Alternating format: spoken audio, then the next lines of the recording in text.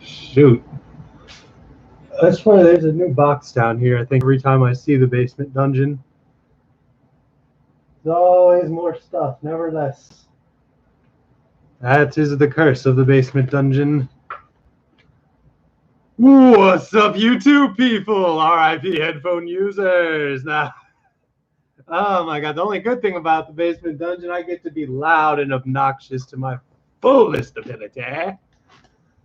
Oh man, and there's no limit that's going to cut me off halfway into a chapter like there was the other day, because we didn't even get to hear D'Artagnan. Ow, I just really just hurt my toe.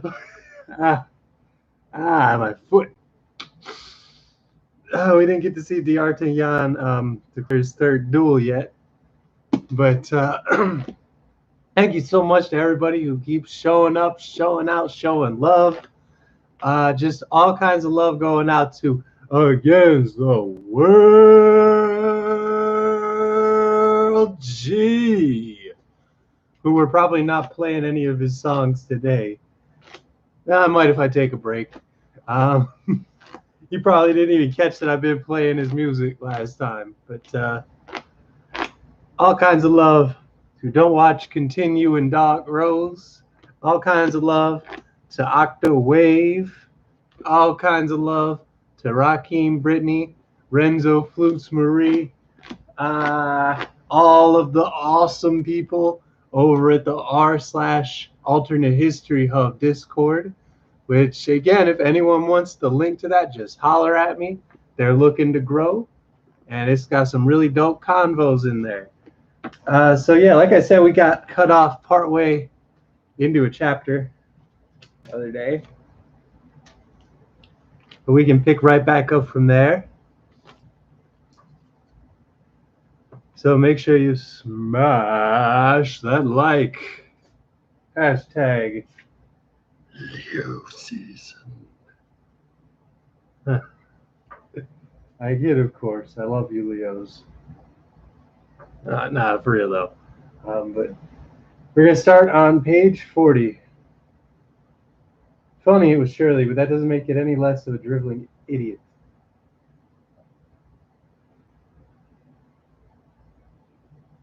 Oh, okay. That's the funny as it was surely, but that doesn't make me any less of a driveling idiot. People simply don't go charging into others without warning, and they don't dive under their cloaks to search for what isn't there. Porthos would certainly have excused me if I hadn't alluded to his cursed ball derrick. To be sure that I didn't refer to it specifically, I only employed subtle insinuation and hilarious innuendo. Oh, cursed Gascon that I am, I would crack a joke as fried on the girdles of hell. As Maurice Spenny continued to talk to himself with all the amenity he believed to be his due. Look here, D'Artagnan, my friend, if you escape, which seems to me highly improbable, then you must learn to be perfectly polite in the future. You must henceforth be admired and cited as a model of urbanity. To be mannerly and obliging does not make a man a coward. Look at Aramis. He is admirability and grace personified. Has anyone dreamed of calling him a coward? Certainly not. I vow that from now on I shall take him as a model in everything. Ah, here he is. Walking forward and soliloquizing, D'Artagnan had arrived a few steps from the Hotel d'Aiguillon and found Aramis at the main gate, chatting playfully with three gentlemen of the royal guards. Aramis, for his part, perceived D'Artagnan too, but remembering that the youth had witnessed the angry scene with Monsieur de Treville that morning, he feared loath to welcome one who would observe the captain rebuking his musketeers. So he pretended not to see him.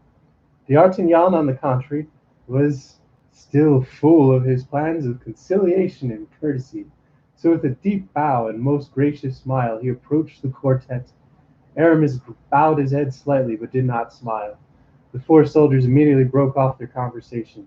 D'Artagnan at once perceived that he was intruding upon them, but he was not familiar enough with the manners of the fashionable world to know how to extricate himself gallantly from false position. Here he was, mingling with people who he scarcely knew and interrupting a conversation that did not concern him.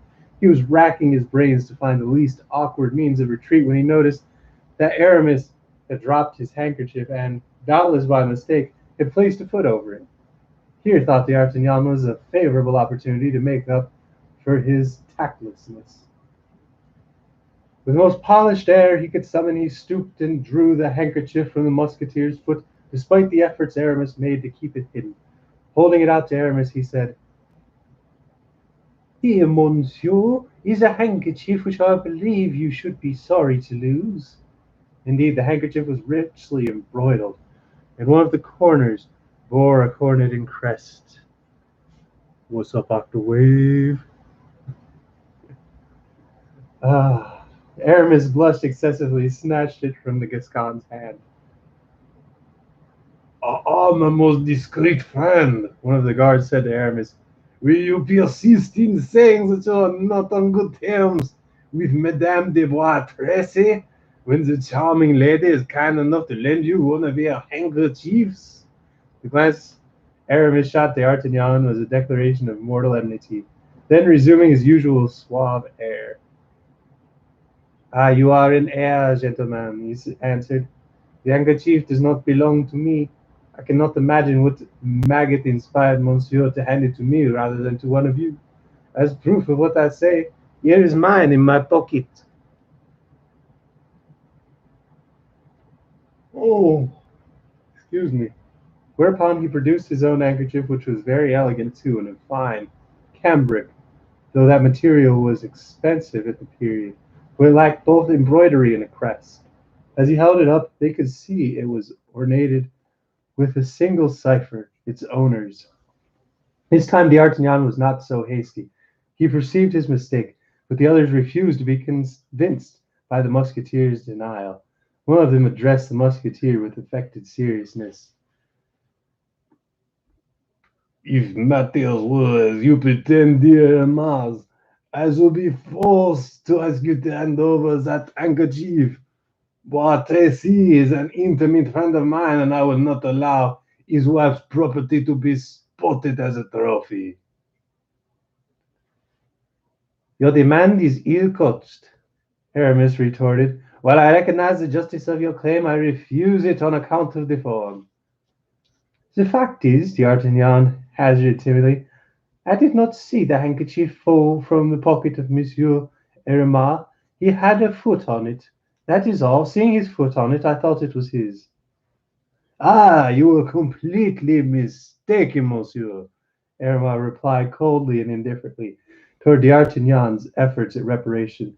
Then, turning to the gentleman who had declared himself the friend of Boris Tracy, "As for you, monsieur the friend of Boris Tracy, it occurs to me that you and I am on quite intimate terms, as with him as you are. Thus, this handkerchief might have fallen just as easily out of your own pocket as out of mine." "Oh, no, no, on my honor as a gentleman." "You are about to swear on your honor, and I on my word, which will make it evident which one of us is lying. Look here, Montran, we can do better than that. Let us each take one half." "Only half of the handkerchief?" "Certainly." The two guardsmen were enchanted. "Quite right, perfectly fair. The judgment of Solomon. Aramis, you are certainly exceedingly wise." As they all burst out laughing, the affair, as may be supposed, had no untoward sequel. After a moment or two, the conversation ceased. The three guardsmen and a musketeer shook hands cordially and went off in opposite directions. D'Artagnan, meanwhile, stood sheepishly to one side. "Now is my chance to make peace with this gallant gentleman," D'Artagnan thought, and agog with good intent, he hurried after Aramis, who had moved off without paying any attention to him. "Monsieur, I hope you will excuse me." "Monsieur will allow me to observe that your behavior in this circumstance was not that of a gentleman." "What, monsieur, do you suppose—" "I suppose you are not a fool, monsieur. I also suppose that, though you come from Gascony, you must know what people do not step upon handkerchiefs without a reason. What the devil! The streets of Paris are not paved with cambric." "Monsieur, you are wrong in trying to humiliate me," D'Artagnan replied. his natural aggressive spirit gaining the upper hand over his pacific resolutions. I am from Gascony, it is true, since you know this. I need not tell you that Gascons are anything but patient. When a Gascon is begged to be excused once, even for a foolish act, he is convinced that he has already done once again as much as he should have. Monsieur, that is not what I have said in order to pick a quarrel with you. I am no bravo, thank God, but I am a temporary musketeer as much. I fight only when I am forced to, and always with the greatest repugnance. But this time the affair is serious, because you have compromised the lady. Because we have compromised the lady, you mean? Why were you so tactless as to give me back the handkerchief? Why were you so clumsy as to drop it? I said and repeat, monsieur, that the handkerchief was never in my pocket. Well, monsieur, you've lied twice, for I saw it fall. Ah, that's the tone you assume, monsieur the Gascon. Well, I shall have to teach you how to behave yourself. And I shall send you back to Mass Monsieur le Abbe, to Mass. Send over a copy of your corpse. Draw if you please, and instantly. No, if you please, my fair friend. At least not here. Can't you see that we are opposite of the Hotel d'Aguillon, which is filled with the rabble of Monsieur Carnel's servants? How do I know that his eminence has not deputed you to procure him to my head? To tell you the truth, I am ridiculously attached to this head of mine.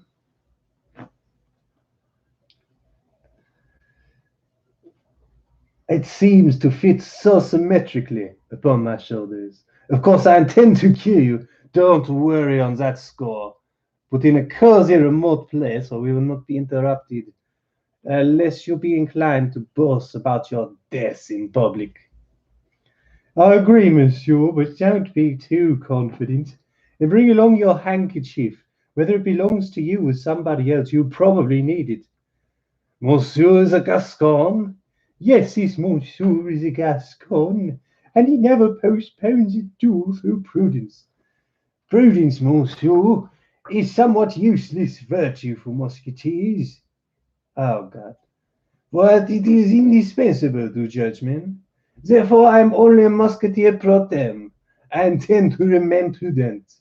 At 2 o'clock, I shall have the honor of waiting for you at the Hotel de Chevet. There I shall praise you for the best place and time we can meet. The two young men bowed and parted. Aramis went up the street which led to Luxembourg. D'Artagnan, having suddenly noticed the time, set out toward Carme de Chaux. Decidedly, I shan't return, he mused. But at least if I am killed, I shall be killed by a musketeer. And chapter 5, the Musketeers and the Cardinal's Guards. Oh, man. Just so awesome seeing Octawave in the building early. Shouts out Octawave. Shouts out against the world. G, who is also Goat World on BandLab. Mad love to all of the fans over at the r/alternate history hub Discord. Mad love to my new fans over at the Anderson Library. I'm sorry I didn't get a chance to come over there today. We was doing some stuff here at home, and I probably would have just been pulling up now, and then I have other stuff I gotta do, and I can't be away from home too long today. So yeah, lots of fun for everyone. It's we are having some fun though. That's the whole point. So yes, just remember, les anges Dumas, one of the goats of French literature. Oh, that's Italian, actually. Whatever. Oh, man. Remember to smash that like button. D'Artagnan did not know a soul in Paris without a second to support him. let alone two, content with those whom his adversary would have chosen for himself. Besides, he fully intended to offer the brave musketeer all suitable apologies, without weakness or servility, of course, for he feared the usual outcome of an affair of this sort when a young, vigorous man fights against one who is weak from his wounds. If conquered, he doubles the value of his adversary's triumph. If victorious, he is accused of having taken an unfair advantage of a handicap. Now, unless we have painted our character, our seeker for adventure, unsatisfactorily, our readers must have already noted that D'Artagnan was no ordinary man. Therefore, while he kept repeating to himself that his death was inevitable, he was not going tamely and submissively to death, as a man less courageous might have done in his place. Thinking over the different characters of the men he was about to fight against, he gained a clearer view of the situation. By offering a sincere apology, he hoped to make a friend of Athos, whose lordly air and austere bearing he admired immensely. Unless he were killed outright, he flattered himself that he could frighten Porthos with the adventure of the baldric. An anecdote which was cleverly presented could be told to everybody with the certainty of covering its master with ridicule. For this astute Aramis, D'Artagnan was not seriously afraid of him. "If I manage to get to him, I shall dispatch him blindly," he murmured. "At any rate, I shall aim at his face," which was Caesar's advice to his soldiers before they joined the battle with Pompey's. "At worst, I shall have damaged that handsome mien he is so proud of." Further, D'Artagnan was armed with that invincible stock of determination his father had communicated to him. He remembered the old hero's exact words: "Endure nothing from anyone save Monsieur Cardinal and the king." Sped by this counsel, he flew rather than walked toward the monastery of the Carmes Deschaux, or barefoot Carmelite friars, which in those days was known as Carmes Deschaux. It was a building innocent of windows and surrounded by barren fields. Less quinted than the Preux Clerc is a dueling ground, and usually chosen by men who had no time to lose. When D'Artagnan arrived at sight of the bare space extended along the 12 foot of the monastery wall, Athos had been waiting only 5 minutes. 12 o'clock was striking. D'Artagnan was therefore punctual as the woman of Samaria, and his most rigorously caustic duelist might wish. Though Monsieur de Chevet's physician had dressed the musketeer's wounds afresh, he was still suffering. D'Artagnan found him seated on the stone, waiting with placidity and dignity, which never forsook him. Seeing D'Artagnan draw near, Athos rose and came courteously to meet him. D'Artagnan, for his part, took off his hat and bowed so deeply that the feathers swept the ground. "Monsieur, I have engaged." I can't remember what voice I was doing for him. We're just gonna go with American, I guess. Uh, "Monsieur, I have engaged two of my friends as seconds, but they have not arrived yet. I am surprised at the delay. It is not at all to their custom." "Monsieur," D'Artagnan answered, "I have no seconds. I arrived in Paris just yesterday. I only know one person in the city is Monsieur de Chevet. I was recommended to him by my father, who has the honor of being a tolerably close friend of his." At a moment's reflection, Athos asked, "Monsieur de Chevet is the only person you know?" "Yes, monsieur." Look here," Athos grumbled. He was addressing D'Artagnan, yet half of what he said was for his own benefit. "If I kill you, I shall be taken for a child-slaying ogre. Everyone will swear that I robbed the cradle." "No one will say that the fight was too one-sided," D'Artagnan protested, with a bow not devoid of dignity. "After all, you were doing me the honor of crossing swords with me, although your wounds must be giving you considerable trouble." "I am very troublesome, I must confess, and you hurt me devilishly when you charged into me. But I shall fence with my left hand. I usually do so in such circumstances. Please do not think I am doing you a favor. I am either-handed. In fact, you will be at a disadvantage. Left-handers can be pretty irksome for those who are not used to them." "Monsieur," D'Artagnan said, bowing again, "I assure you that I am immensely grateful for you for the perfect courtesy." "You are too kind," Athos replied, ever the gentleman. Let us speak of something else, if you please. Then, as a twinge of pain seized him, Sang Woo, he cried. Oh, you certainly hurt me. My shoulder is on fire. If you would permit me, D'Artagnan ventured timidly. What, monsieur? I'm a miraculous balm for wounds. My mother gave it to me. I've had occasion to try it on myself. Well, I'm certain that in less than 3 days this balm would cure you, monsieur. After 3 days, when you are cured, I would still deem it a great honor to cross swords with you. D'Artagnan spoke with a simplicity that did honor to his courtesy without casting the least doubt upon his courage. God's truth, monsieur, there is a proposition I cannot but admire. Not that I accept it, but none save a gentleman could have made it. That's how the paladins spoke in the days of Charlemagne. And were they not the very paradigm of chivalry? Unfortunately, we don't live in those days of the great emperor. We live under the rule of a cardinal. However carefully we may try to guard our secret, people would learn that we were about to fight, and we would be prevented from doing so. He frowned as he looked at the horizon. Confound it, will these fellows never come? If you are in a hurry, monsieur, D'Artagnan suggested in the same polite tone as he used before, we might set out without your seconds. You do not stand upon ceremony. You may dispatch me as soon as you care to. I like you for those words, said Athos, nodding graciously. They came from an intelligent mind and a generous heart, monsieur. I prize men of your mettle. I see plainly that if we do not kill each other, I shall hereafter have much pleasure conversing with you. But let us wait for my friends, if you please. I have plenty of time, and it would be more seemly.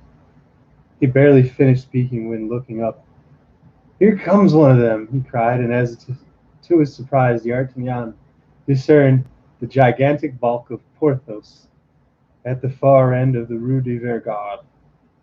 What, Monsieur Porthos is one of your seconds? Certainly. Does that disturb you? No, by no means. And here comes the second one. As D'Artagnan turned to follow the direction in which Athos was pointing, he perceived Aramis. What? He cried, even more astonished before. Monsieur Aramis is your second? Of course. Don't you know none of us has ever seen without the others? Musketeers and guards recorded the city know us as the three inseparables. Of course, as you come from the Dax or Pau, from Tarvis, you're probably unaware of this fact. By my troth, you are well named, gentlemen, and my adventure should make you to stir. Will certainly prove that your union is not founded upon contrasts.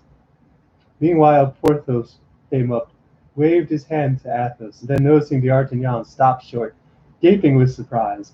Instantly, he had changed his baldric and left off his cloak.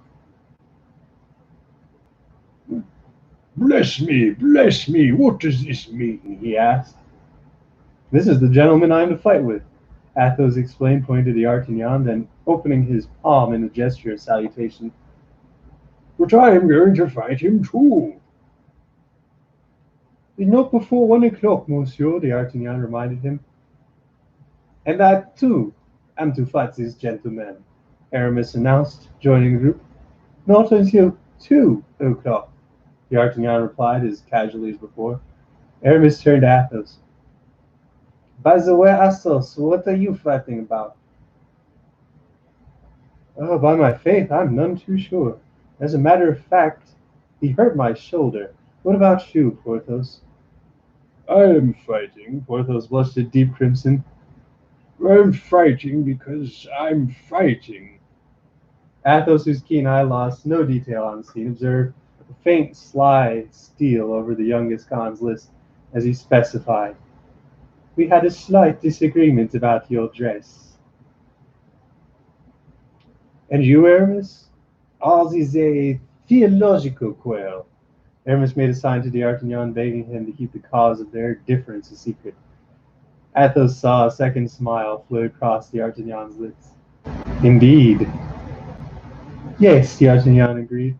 A passage in St. Augustine upon which we could not concur. A clever fellow, this Gascon, no doubt about it, Athos murmured under his breath. And now that we're all here, gentlemen, D'Artagnan announced. "Allow me to offer you my apologies." At the word apologies, a cloud passed over the brow of Athos. A haughty smile curled the lips of Porthos, and a nod of refusal from Aramis proved to be more expressive than any words he might have said. "At one moment, gentlemen, you do not understand me," D'Artagnan objected as he tossed back his head. Sunlight fell upon it, emphasizing its bold, sharp lines. "I am only apologizing in case I cannot settle my score with all three of you. Monsieur Athos has the first right to kill me, the fact which lessens the value to your claim, Mr. Porthos, and makes yours, Monsieur Aramis, practically worthless. So I repeat, gentlemen, pray excuse me, but on score alone, come on guard." With these words, accompanied by the most gallant gesture, D'Artagnan drew his sword. The blood rushed to his head. At that moment he would have tackled all the musketeers in the kingdom as cheerfully as he was about to try conclusions with Athos, Porthos, and Aramis. It was high noon, and the sun in its zenith beat mercilessly down upon the dueling ground. "It's very hot," Athos remarked, drawing his sword in turn, "but I cannot take off my doublet. My wound has begun to bleed again, and I would not wish to embarrass Monsieur by the sight of blood which he has not drawn for me himself." "True, Monsieur, and whether drawn by myself or anyone else, I vow I will always view with regret the blood of so gallant a gentleman. I will therefore fight in my doublet like yourself." "Oh, come, come, enough with such compliments," Porthos growled. "Remember, we are waiting our turn." "Speak for yourself, Porthos, when you utter such absurdities," Aramis broke in. "I for one hold that everything they said was well spoken and worthy of a gallant gentleman." "When you pity, will you please, monsieur?" said Athos, putting himself on guard. "I was awaiting your orders, monsieur," D'Artagnan replied, crossing swords. But just as the sound of the two blades crashing had barely died down, when the company of the cardinal's guards, commanded by Monsieur de Jussac, turned the corner of the convent. "The cardinal's guards!" Porthos and Aramis cried. "Sheathe your swords, gentlemen, sheathe your swords!" But it was too late. The combatants had been seeing the position, which had left no doubt of their intentions. "Ho there! Jussac called toward them, advancing to make a sign for those men to follow him. Hello there, Musketeers! So you're fighting here, are you? And the edicts against dueling? Well, what about them?" You are very generous, gentlemen of the guard," said Athos, full of rancor for Jussac, who was one of those who had tackled him the day before. "If we saw you fighting, I can't promise we would not try to interfere. Leave us alone, then you can enjoy a little fun without any trouble for yourselves." "Gentlemen," said Jussac, "I might have to tell you that this is impossible. We have a duty to accomplish. Sheathe then, if you please, and follow us." "Monsieur," said Aramis, parodying Jussac, "we will be delighted to obey your kindly invitation if it depended only on ourselves. But unfortunately this is impossible. Monsieur de Treville has forbidden it. Be off on your way then, as it is the best thing to do." The raillery exasperated Jussac. "If you disobey," he warned, "we shall charge you." "There are 5 of them," Athos said in a low voice. "Only 3 of us. We shall be beaten again, and we shall die here and now, for I swear I will never again see the face of a captain of a beaten man." Athos, Porthos, and Aramis huddled together as Jussac marshaled his men. The short interval was enough to convince D'Artagnan. Here was one of those events that decide a man's entire existence. D'Artagnan must choose between king and cardinal and forever abide by his choice. To fight meant to disobey the law, to risk his head, to attract in one instant the enmity of a minister more powerful than the king himself. He perceived all this quite clearly, and to his credit, he didn't hesitate a second. Turning to the musketeers, "Gentlemen," he said, "allow me to correct you, if you please. You said there were three, but it seems to me that there are four of us." You are not one of us. Porthos demurred. "True, I wear no musketeer's uniform, but I have the spirit of a musketeer. My heart is a musketeer's, I feel it, monsieur, and so I shall fight." You may withdraw, young man, Music shouted, guessing D'Artagnan's intentions. we will allow you to retire. Save your skin, lad. Be gone quickly. D'Artagnan did not budge. "Upon my word, you're a plucky fellow," said Athos, pressing the young man's hand. Come on, make up your minds. Music urged. Look here, Porthos said to Aramis. we must do something. This is very magnanimous of you, monsieur," Athos told D'Artagnan, but the three Musketeers, realizing how young he was, dreaded his inexperience. Athos summed up the situation.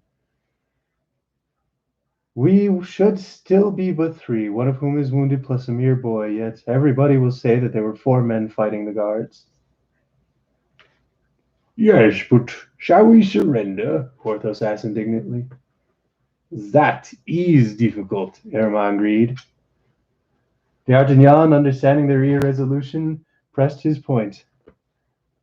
"Try me, gentlemen, and I swear on my honor that I will not leave this field if we are vanquished." "What is your name, my brave fellow?" Athos inquired. "D'Artagnan, monsieur." "Well then," cried Athos, "Athos, Porthos, Aramis, and D'Artagnan, forward!" Come now, gentlemen. Have you made up your minds to make up your minds?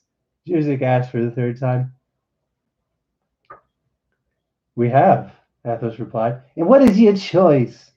"We are about to have the honor of charging you," he answered, raising his hat with one hand and drawing his sword with the other. So you're offering resistance, are you? "By God's blood, are you not surprised?" One of the nine combatants rushed up to join the battle furiously, but not without method. Athos singled out a certain José, the favorite of the cardinals. Porthos paired off with Bicarat, and Aramis was faced with two adversaries. As for D'Artagnan, he was pitted against Jussac himself. The young Gascon's heart beat as though it would burst, not with fear, thank God, for he welcomed danger, but with emulation. He fought like a furious tiger, turning dozens of times around his opponent and continuously changing his ground and his guard. Jussac, to quote the phrase then in fashion, was an epicure of the blade, and he had much practice, yet it required all of his skill to defend himself. For D'Artagnan was energetic and nimble, departing every instant from his accepted rules of technique, attacking him at all sides at once, yet parrying like a man with the greatest respect for his own epidermis. At length these tactics exhausted Jussac's patience. Enraged at being held in check by an adversary he had dismissed as a mere boy, he lost his temper and began to make mistakes. D'Artagnan, though lacking in experience, was schooled in the soundest theory. The more wildly Jussac lunged, the more agile the Gascon became. Jussac, determined to have done with him, sprang forward and lunged to the full extent of his reach, aiming a terrible thrust at D'Artagnan. The latter whipped his blade under Jussac's parrying in prime, and while Jussac was trying to get on guard again, D'Artagnan's blade darted like a serpent below Jussac's and passed through his body. Jussac fell like a log. "Woo! First body, good lord!" D'Artagnan then cast a swift, anxious glance over the field of battle. Aramis had killed one of his opponents, but the other was pressing him warmly. Nevertheless, Aramis was in good posture and able to look after himself. Bicarat and Porthos had just made counter hits. Porthos receiving a thrust through his arm, Bicarat one through his thigh. But neither of these wounds was serious, and they fought on ever more doggedly. Athos, wounded anew by Jussac, grew increasingly pale, but had not yet yielded an inch of ground. He had only changed his sword from one hand to the other, and was now fighting with his left. According to the dueling laws then in force, D'Artagnan was at liberty to assist whom he pleased. While endeavoring to ascertain which of his comrades stood in greatest need, he caught a glance from Athos. His expression was of sublime eloquence. Athos would have rather died than appealed for help. But he could look, and in that look asked for assistance. D'Artagnan, divining what Athos meant, sprang to the Cossack's side with a terrible bound, crying, "My turn, Monsieur le Garde! I am going to slay you!" Cossack wheeled about.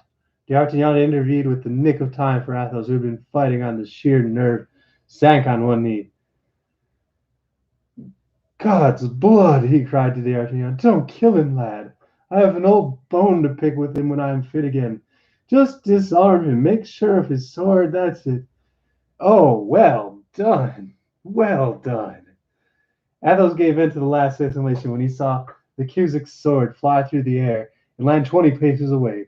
Both Cusack and D'Artagnan leaped forward at the same time, the former to recover his weapon, the latter to capture it. But D'Artagnan, being more active, reached it first and placed his foot upon it.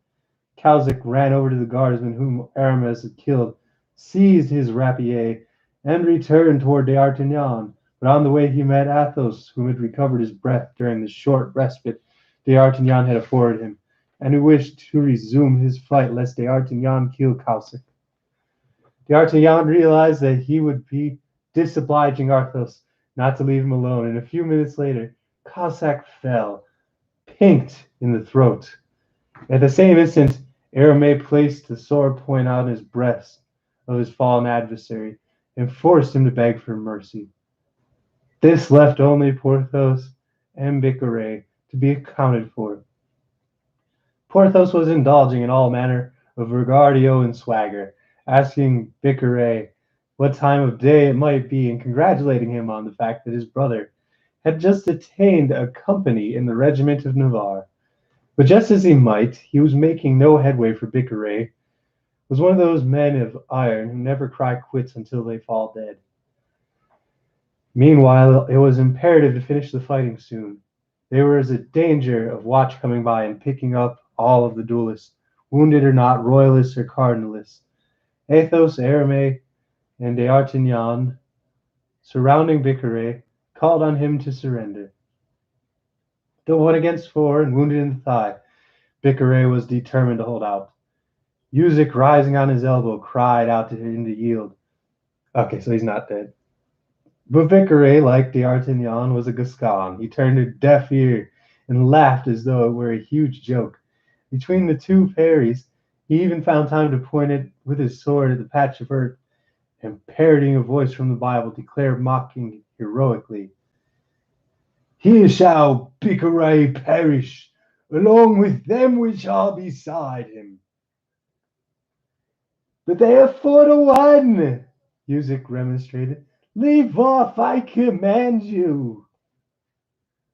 "If you command me, that's another thing," Bicaret agreed. "You are my superior officer, and it's my duty to obey you."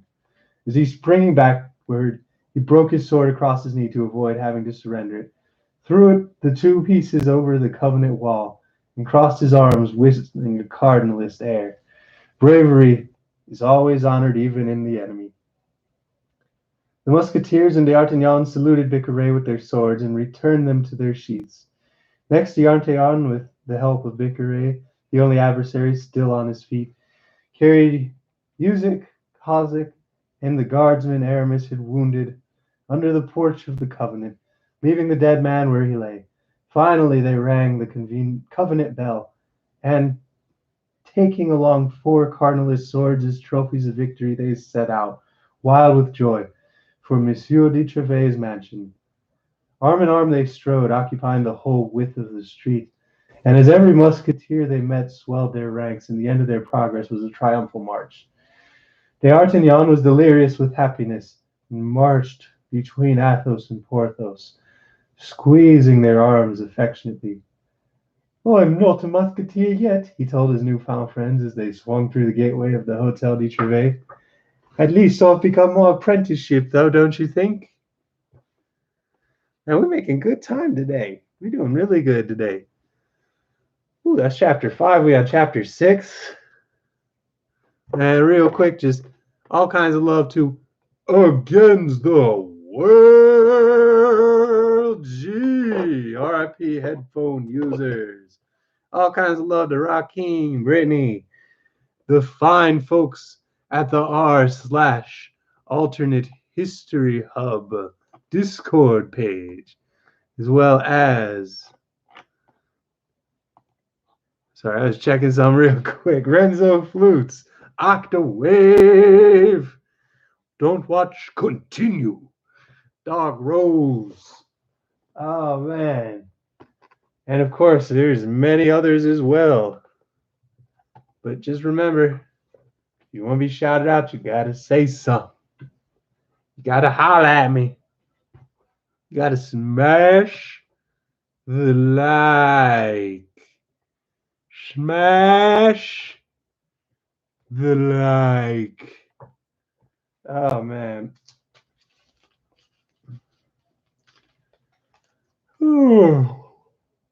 Let me just check my phone real quick and then we'll dive back into this.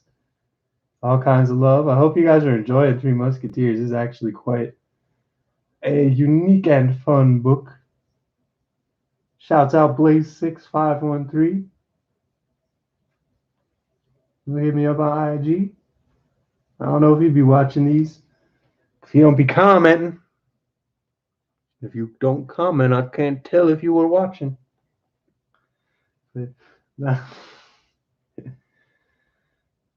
Chapter 6. His Majesty King Louis XIII.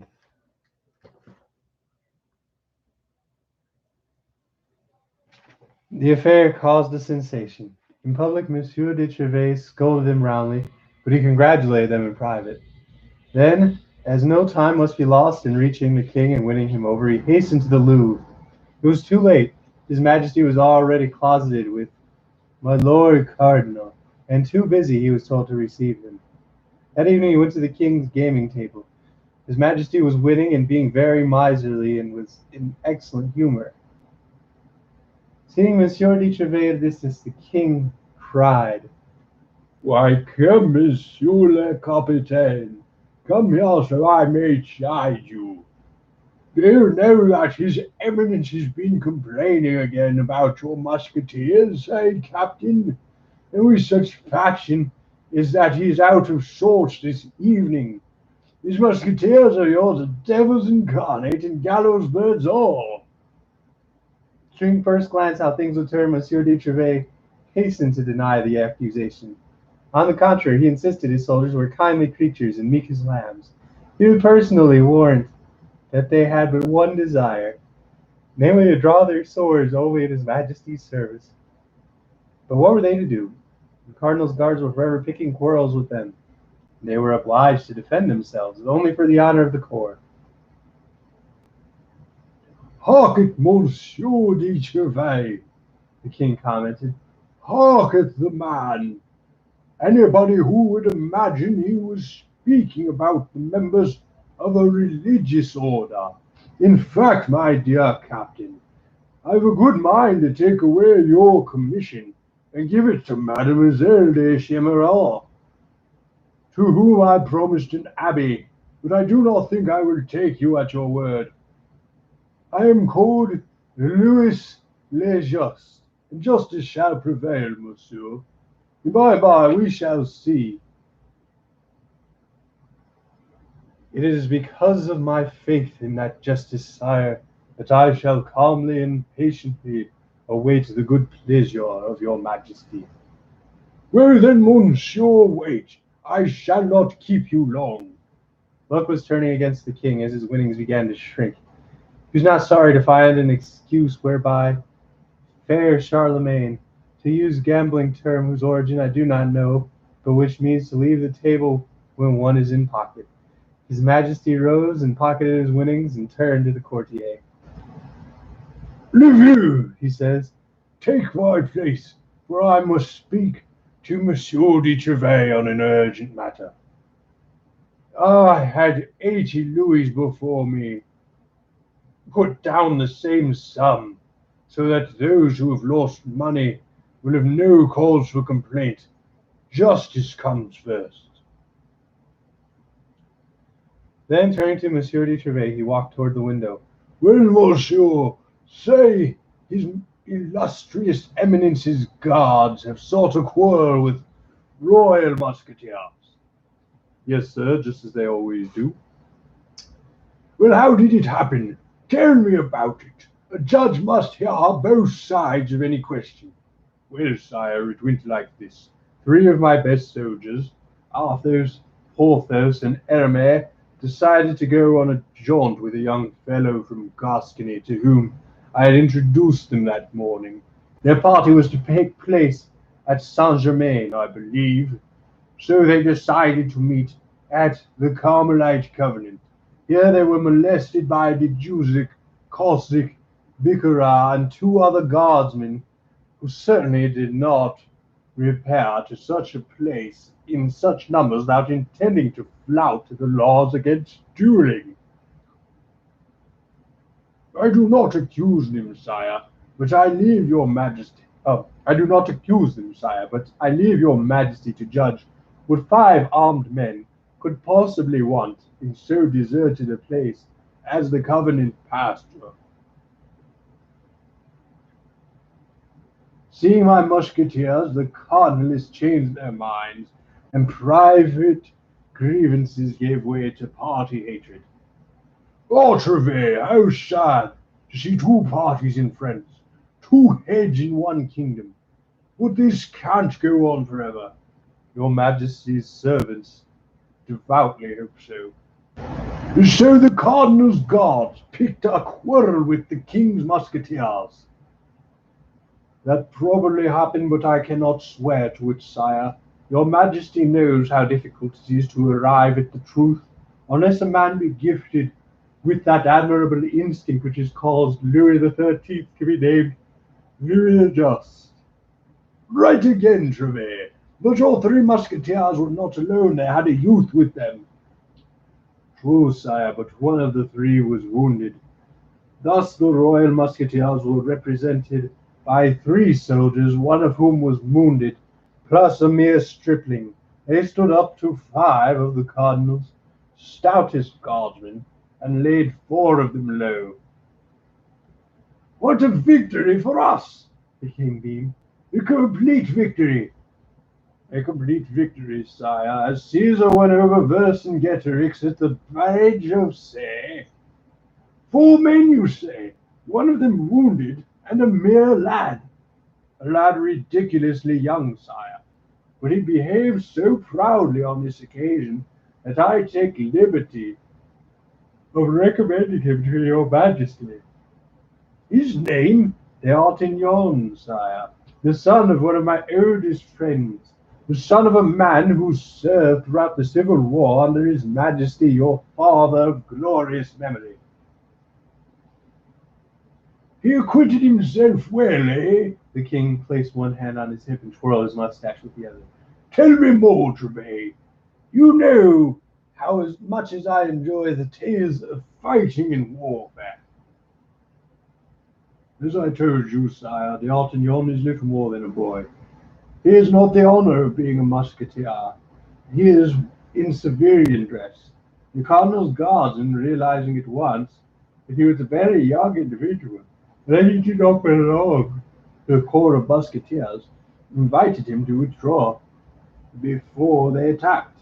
Oh, you see, Trevay, it was they who attacked, eh? That is quite clever, eh? It is, sire. Well, when they called on him to withdraw, he told them that he was a musketeer at heart, and he was wholly devoted to the king, and that chose to remain with his majesty's servants. A brave lad! He was as good as his word, sire. Your majesty can be proud of him. He pinked de Jusic, to the cardinal's vast annoyance. He wounded de Jusic? A mere boy, de Jusic, one of the top swordsmen in this kingdom. Well, sire, this youth failed Jusic. I want to see him, Trevay. I want to see him. If anything can be done, we should make it our business. When will your majesty deign to receive him? Tomorrow at noon, Trevay. Shall I bring him alone? No, bring all four of them. I wish to thank them at once. Loyal servants are rare, and they deserve to be rewarded. Shall we report at noon tomorrow, sire? Good, said the king, then fidgeting nervously. The back staircase, Trevay. Come up the back staircase. There's no point in letting His Eminence know. Of course, sire. But you understand, Trevay, an edict is an edict after all, and dueling has been banned. But this was no duel, sire, it was a brawl. The truth is that 5 of the cardinal's guards set upon my 3 musketeers and Monsieur d'Artagnan. Quite so, the king agreed. All the same, Trevay made sure to take the back staircase. Trevay smiled at the monarch's weakness, and there was satisfaction in his smile, too. Oh, For he felt he had accomplished something by prevailing upon this child to rebel against his master. That evening the 4 stalwarts were informed of the honor bestowed upon them. Having been long acquainted with the king, oh my god. The musketeers were not particularly impressed, but d'Artagnan, his Gascon imagination of flame, saw in this summons the making of his future fortune. All night long he dreamed golden dreams.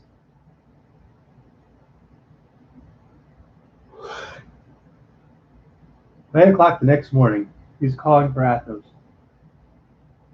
He found him fully dressed and ready to go out. Their audience with the king was not until noon.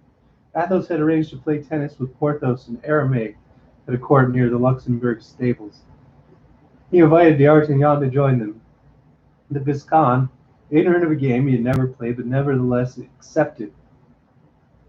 What else was he to do during the next 4 hours? Porthos and Aramis were already on the court playing together. Athos, who was an excellent athlete, passed over the other side and with d'Artagnan as a partner, challenged them.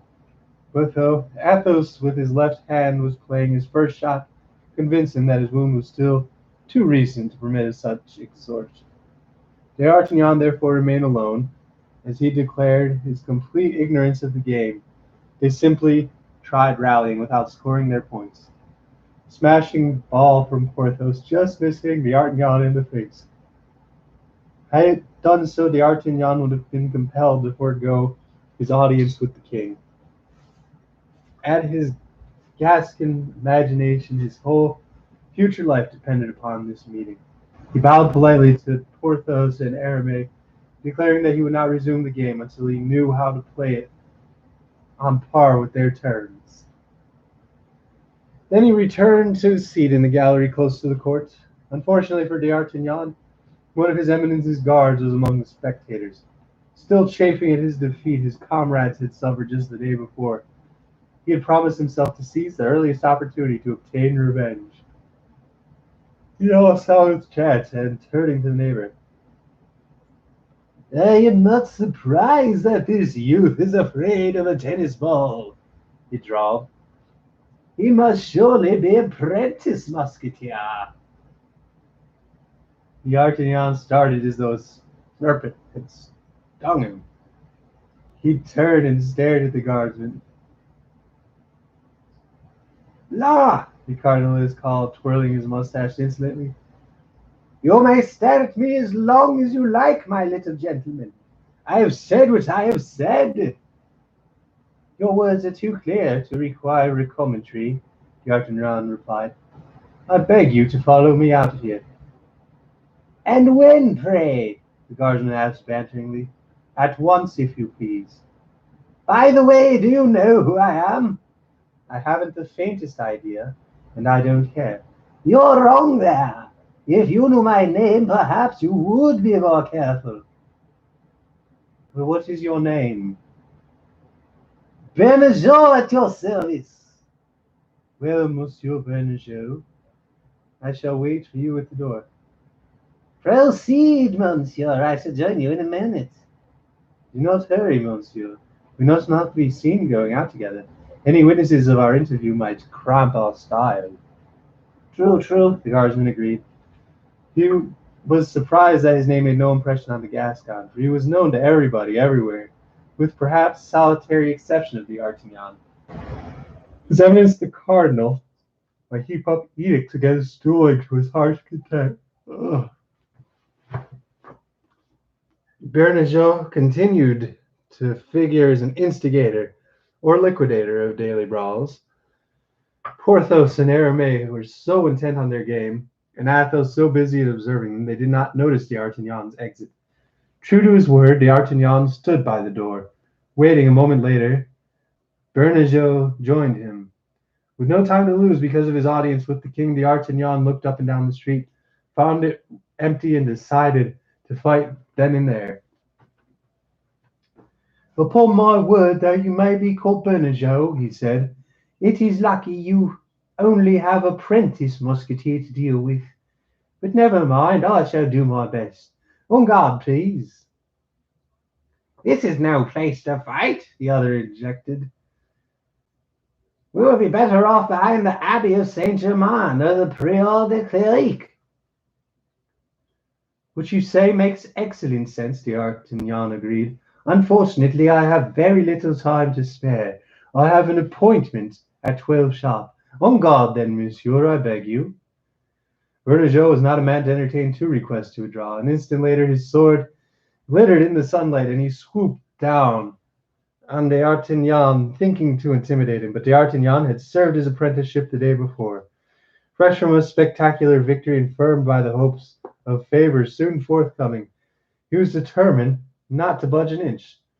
So the two swords were hilt to hilt, and as D'Artagnan stood his ground, it was Bernajoux who had to retreat. In doing so, Bernajoux's sword deviated from the line of a guard. D'Artagnan at once freed his blade by passing it under his adversaries and lunged, pinking Bernajoux on the shoulder. Then D'Artagnan stepped back, according with the rites of dueling, raised his sword to salute his defeated foe. But Bernajoux was having none of it. Assuring D'Artagnan that he was unscathed, he rushed blindly at him, actually spitting himself upon the Gascon's sword. As he did not fall, he refused to declare himself conquered. Instead, he kept retreating towards the mansion of Duc de la Tournoise, in whose service he had a relative. D'Artagnan, unaware of how serious Bernajoux's wounds were, kept pressing him, and would no doubt have struck him with a third deadly blow. But the noises from the street had reached the tennis court. Two fellow cardinalists, who had seen Bernajoux leave after an exchange of words with D'Artagnan, rushed out, sword in hand, and swept down upon him. Close on their heels came Athos, Porthos, and Aramis, and just as the cardinalists attacked D'Artagnan, the three musketeers intervened to drive them back. Bernajoux suddenly fell exhausted. Since there were now 4 royalists against 2 cardinalists, the latter cried for help. Oh no! Hôtel de la Tremière! To the rescue! To the rescue! Immediately all in Monsieur de Tremai's mansion, coming to the aid of the cardinalists, fell upon the victors. Our 4 friends set out an antiphonal cry of "En nos Musketeers," summoning their comrades to the fight. This appeal was widely and briskly heeded, for the Musketeers, notorious foes of His Eminence, were correspondingly popular. Usually men from royal companies of guards cast their lot with the Musketeers against the henchmen of the man Aramis had no doubt dubbed the Red Duke. 3 guardsmen from the company of Monsieur des Essarts happened to be passing. 2 of them immediately joined the fray, while the third ran off to the Hôtel de Trèves to seek reinforcements.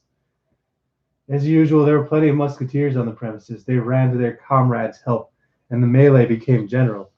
Very soon, the musketeers and their allies prevailed.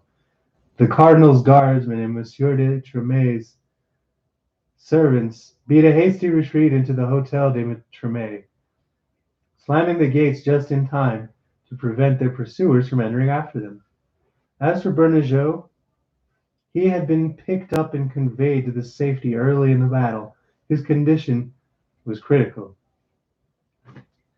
Excitement was at its height among the Musketeers and their supporters. Somebody suggested they set fire to the Tremouille mansion and to punish Monsieur de la Tremouille's servants for their insolence in daring to make a sally against royal musketeers. The motion, dully seconded, was received enthusiastically. Ways and means were being blithely debated. When as luck would have it, the clock struck 11. D'Artagnan and his friends were recalled their audience with the king, and because they could not fight it out then and there, they prevailed on their friends to retire. The royalists decided to hurl some paving stones against the gates, but the gates were too solid, and they soon tired of the sport. Besides, the leaders of the enterprise had left the group and were on their way to the Hotel de Trèves. Arriving there, they found the captain of the Musketeers awaiting them. He already informed of their latest escapade. "Quick, to the Louvre," he said. "We must get there before the king has been influenced by his eminence. We'll describe this business as a consequence of yesterday's trouble, and the two will pass off together." Accordingly, the four young men and their commanding officer set off to the royal palace. To Monsieur de Trèves' amazement, he was told that the king had gone stag hunting in the forest of Saint-Germain. Monsieur de Trèves asked to have this information repeated to him no less than twice. Each time his companions noticed that his face darkened. "Did his majesty plan yesterday to go hunting?" No, your excellence, it was all quite sudden, The valet replied. The master of hounds called this morning to say that he had marked down a stag last night for his majesty's benefit, and the king said he would not go, but he could not resist today's hunting, so he left shortly after dinner. "Did you see his majesty the cardinal?" Most probably, your excellency, the valet answered. I saw his eminence's horses being harnessed. I asked where he was going, and he told me to Saint-Germain. "The cardinal has stolen a march on us," Monsieur de Trèves told his protégés. "I shall see his majesty this evening, gentlemen, but I advise you to venture to do so." This advice from a man who knew the king only too well was unassailable. They agreed to return home and await further developments. For his part, Monsieur de Trèves determined that he had best register an immediate complaint. He therefore dispatched a servant with a letter to Monsieur de Tremouille, begging him to expel the cardinal's guards from his house and to rebuke his servants for their audacity in making a sortie against royal musketeers. But Monsieur de la Tremouille, already prejudiced by his esquire, Bernajoux' kinsman, replied that neither Monsieur de Trèves nor his soldiers had reason for complaint. On the contrary, he, de la Tremouille, was offended party because the musketeers had assailed his servitors and planned to burn down his mansion. The debate between these two nobles might have been endlessly protracted, as each, quite naturally, persisted in his opinion. Happily, Monsieur de Trèves imagined an expedient likely to end it quickly. He would go personally to call on Monsieur de Tremouille. The two nobles exchanged polite greetings, for though they were not friends, they respected each other. Both men were of courage and honor, and as Monsieur de Trèves was a Protestant, he and the king seldom belonged to no party. He generally allowed no bias to affect his social relations. On this occasion, however, his manner, though courteous, was cooler than usual. "Monsieur," said the captain of the Musketeers, "each of us believes he has a case for complaint against the other. I have come here to attempt to clear up our misunderstanding." "I am perfectly willing, monsieur, but I warn you that I have made inquiries that the fault lies only with your musketeers." "You are too fair-minded and reasonable a man, monsieur, not to entertain a proposition I should like to make." "Make it, monsieur. I am at your service." "How is Monsieur Bernajoux, your esquire's kinsman?" "He is very ill indeed. His wound in the arm is not dangerous, but he was run through the lungs too, and the doctor is much alarmed." Is he still conscious? Clearly. Can he talk? Yes, but with difficulty. Well, monsieur, let us go to his bedside and call upon him to tell us the truth in the name of that God whom we may have to face all too soon. I am perfectly willing to let him judge his own cause and to abide by whatever he says. Monsieur de Tremouille. I still can't figure out how to say his name, by the way, in case that wasn't really obvious. Thought the matter over for a moment and found the suggestion reasonable and agreed. Together he and Trevet repaired to the sick room. As they entered, the patient tried desperately to rise in his bed, but his strength failed him. Exhausted, he fell back on his pillows. Monsieur de Tremouille picked up a vial of salts and pressed it against Bernajoux' nostrils, and in a few moments the guardsman came to. Unwilling to appear to be exerting pressure, the captain of the Musketeers suggested that Monsieur de la Tremouille himself question Bernajoux. The upholstery of it all was exactly as Trevet had foreseen. Hovering between life and death, Bernajoux made a clean breast of everything that had occurred. This was all that of Monsieur de Trevet desired. Wishing Bernajoux a speedy convalescence, he took leave of Monsieur de la Tremouille and retired to his mansion, and immediately sent word for the four friends, inviting them to the dinner. The captain of Musketeers entertained the most distinguished company in Paris short of cardinalists. Quite naturally, therefore, the conversation throughout dinner dealt with two setbacks His Eminence's guards had suffered. D'Artagnan, as the hero of both fights, was showered with congratulations to the delight of Athos, Porthos, and Aramis. It was not out of good fellowship alone that they envied him no whit of success. They had themselves so often had their turn in similar circumstances, that they could well afford to leave him in turn. Towards 6 o'clock, Monsieur de Treville announced that it was time to go to the Louvre. The hour of the audience granted by His Majesty was long since past. So, instead of claiming the entrance up the back staircase, he led the four young men into the antechamber. The king had not returned from hunting. The courtiers and others waited for about half an hour. Suddenly all the doors were thrown up, and an usher announced, "His Majesty the King." D'Artagnan trembled with anticipation. He was thrilled to the core, for he felt that the next few minutes would probably decide the rest of his life. Anxiously he stared at the doorway through which the monarch was to enter. Louis XIII appeared, his henchmen in his wake. He was clad in dusty hunting dress. His high boots reached over his knees, and he held a riding crop in his right hand.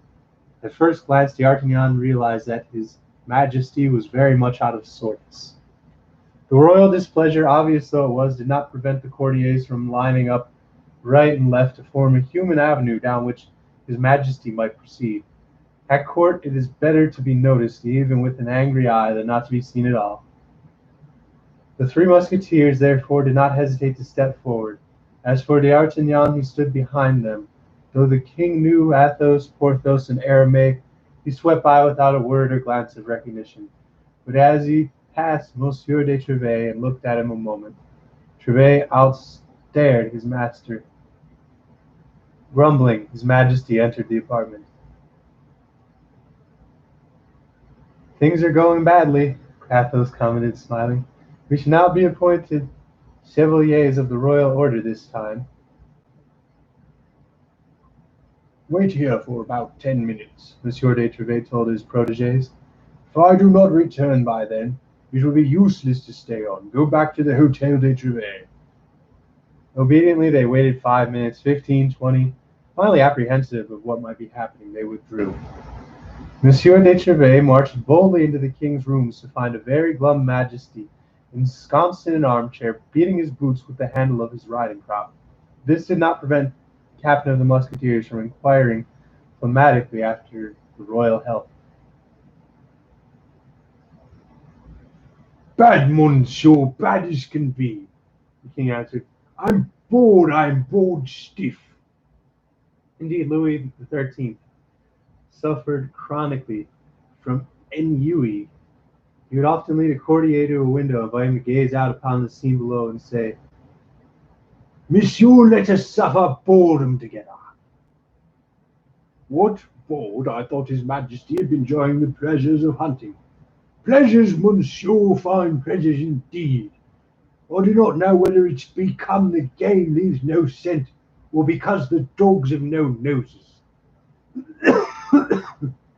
But everything is very arsey-turvy. We started a stag of 10 branches and chased him for 6 hours. We were just about to take him, St. Simon raising his horn to blow the mort, when before we could catch our breath, the old pack took the wrong scent and dashed off after a 2-year-old. I shall be forced to give up hunting just as I gave up falconry. I'm a very unhappy monarch, monsieur. I have only one year falcon, and he died the day before yesterday. Indeed, sire, I understand your discomfort. It was a great misfortune, but you should still have a number of falcons, sparrowhawks, and tercets. I'm not the man to train them. Falconers are disappearing. I alone know the old art of Henry. Let me die, and it will all be over. People will hunt with gins and snares and traps. If I only had time to train a few peoples, but no. The Cardinal would not give me a moment's respite. What with his talk about Austria, his talk about England, his talk about Spain. And speaking of His Eminence, I'm very much annoyed at you, Monsieur de Trevay. Here was the chance Monsieur de Trevay had been waiting for. Knowing the king of old, he recognized that all these complaints were but a prelude and a means whereby his master roused himself to the proper pitch of anger. Have I been so unfortunate as to incur your Majesty's displeasure? Asked the captain of Musketeers, feigning the greatest astonishment, without replying directly to the question. Is this how you perform your duties, monsieur? The king continued. Did I appoint you captain of the Musketeers so that your men should assassinate a soldier, disturb a whole quarter, and try to set fire to Paris, while you stand by without opening your mouth? The king paused for a moment and added judiciously, But perhaps I am too hasty in rebuking you. Doubtless the rioters are in prison, but you've come to tell me that justice has been done. Sire, Monsieur de Trevay answered calmly, On the contrary, I have come to ask if you want justice. Justice against whom? Against the slanderers. Well, here is something new. I suppose you're going to have to tell me that your 3 damned musketeers, Athos, Porthos, and Aramis, plus your lad from Beam, did not fall upon poor Bernajoux like so many maniacs. Suppose they not treat him so roughly that by the time he is probably dead. Suppose they didn't lay siege to the mansion of the Duc de la Tourmeux and even attempted to burn it. This would be a great misfortune in time of war, for the place is a nest of Huguenots. But in times of peace, what a frightful example. Come now, can you deny this? Who told you this fine story, sire? Who told me this fine story? Who but one who watches while I sleep, who labors while I amuse myself, who governs everything at home and abroad in France and all of Europe? Your Majesty is doubtless referring to God, for whom no one save God, who stands so high above your Majesty. No, monsieur, I mean the prop of the state, my only servant, my only friend, the Cardinal. His Eminence was not His Holiness, sire. What do you mean by that, monsieur? I mean that only the Pope is infallible, and that his infallibility does not extend to the cardinals. Do you propose to tell me that the cardinal is misleading me? Are you accusing him, eh? Come, speak up. Tell me frankly, are you accusing him? No, sire, but I say the cardinal has been misled. I say that he is ill-informed. I say that he is overly hasty in accusing His Majesty's musketeers, and that he is unjust to them, and I repeat that he has not gone through the proper sources. for this information. The accusation comes from Monsieur de la Tremouille himself. What do you say to that? I might answer, sire, that he is personally too much involved in the matter to be an impartial witness. But I shall do nothing of the kind, for I knew Tremouille to be a loyal gentleman. I therefore refer the whole thing to him, but on one condition, sire, which is that your majesty will summon him here, and that you will question him in private, and that I may see your majesty as soon as you have seen him. What, you will subscribe to anything Mr. Tremouille may say? Yes, sire. You will abide by his advice? Absolutely. You will agree to any conditions he sets? Certainly. Losh is nay. The king called, Losh is nay. Mark's confident valet, who never left the door, entered the room. Losh is nay, Said the king, send somebody immediately to find Monsieur de la Tremouille. I wish to speak to him this evening. as the valet withdrew, the captain of the Musketeers turned to the king. Your Majesty promised not to see anyone else in the meantime. I promise. Tomorrow then, sire. Until tomorrow, monsieur. What time, if it pleases your majesty? Any hour you will. But if I come too early, I would be afraid of awakening your majesty. Afraid of awakening me? Do I ever sleep? No, monsieur. It is a long time since I've had a good night's rest. I sometimes doze, that is all. Come as early as you like, say it's 7, but heaven help you if your musketeers are guilty. If my musketeers are guilty, sire, the culprit shall be delivered into your majesty's hands for you, to dispose of them at your pleasure. Does your majesty require anything further? You have but to speak, sire. I am ready to obey. No, monsieur, no. I'm not called Louis the Just without reason. Tomorrow, then. Monsieur, until tomorrow. Till then, and God preserve your majesty. Poorly though the king might sleep, Monsieur de Treville still slept worse. At 6:30 in the morning, the 3 musketeers and d'Artagnan were awaiting him. He took them with him, but gave no encouragement and made no promises, nor did he hide the fact that their luck, and even his own, depended on the throw of a dice. At the foot of the rear stairway, he was asked to wait. If the king was still angry at them, they could depart unseen. If his majesty consented to receive them, they had only to be called. In the king's private antechamber, Monsieur de Treville learned from Le Chesnay that they had not been able to reach Monsieur de Tremouille at his mansion the night before, and he had returned too late to obey the summons. They had only just arrived, and was even now closed with his majesty. The king of the Musketeers was highly pleased at this news, for he could be certain that no foreign suggestion could insinuate itself between Monsieur de Tremouille's testimony and himself. In fact, some 10 minutes, the doors of the king's closet opened, and the Duc de la Tremouille came out. Monsieur de Treville, said the Duke, His Majesty has just sent for me to inquire into the circumstance of what happened yesterday morning at my mansion. I told the king my truth, namely that the fault lay with my people and that I was ready to apologize. Since I have the good fortune to meet you here, I beg you to forgive me and always consider me your friend. Monsieur le Duc, Treville replied, I'm so confident of your loyalty that I asked for no one defender before His Majesty. I see that I was not mistaken. I thank you. There is still one man in France who measures up to what is said of you. Well spoken, cried the king. Since he claims to be a friend of yours, Treville, tell him I should like to be a friend of his.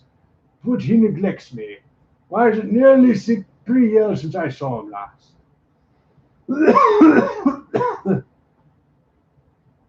My thanks, sire. My warmest thanks. Of course, I do not return to Monsieur de Treville, but I do beg your majesty to believe that those whom you see at all hours of the day are not your most devoted servants. So I heard what I said, Monsieur le Duc. So much the better. So much the better, the king declared.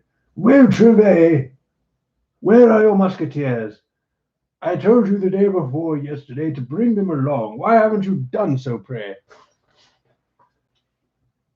They are downstairs, sire, and with your permission, Le Chisney will bid them up.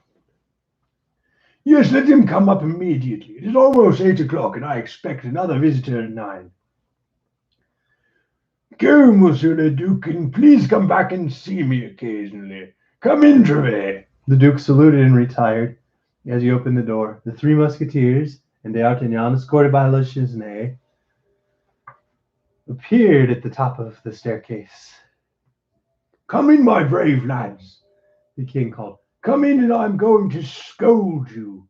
Musketeers advanced, bowing, D'Artagnan close behind them. What the devil, the king exclaimed. 7 of his eminence's guards crushed by you in 2 days. That's too many, gentlemen, too many. You're going at this rate, the cardinal will have to recruit new corps, and I to apply to the dueling edicts with utmost severity. 1 man now and then I don't mind too much, but 7 in 2 days, I repeat, is too many, too much. Your Majesty sees my men have come, contrite and repentant, to make their apologies. I fig for their contrition and repentance, the king said. I place no confidence in their hypocritical faces, particularly that Gascon face over there. Come here, monsieur. D'Artagnan, aware that the compliment was addressed to him, and assuming a most shamefaced air, came forward. Why, you told me he was a young man.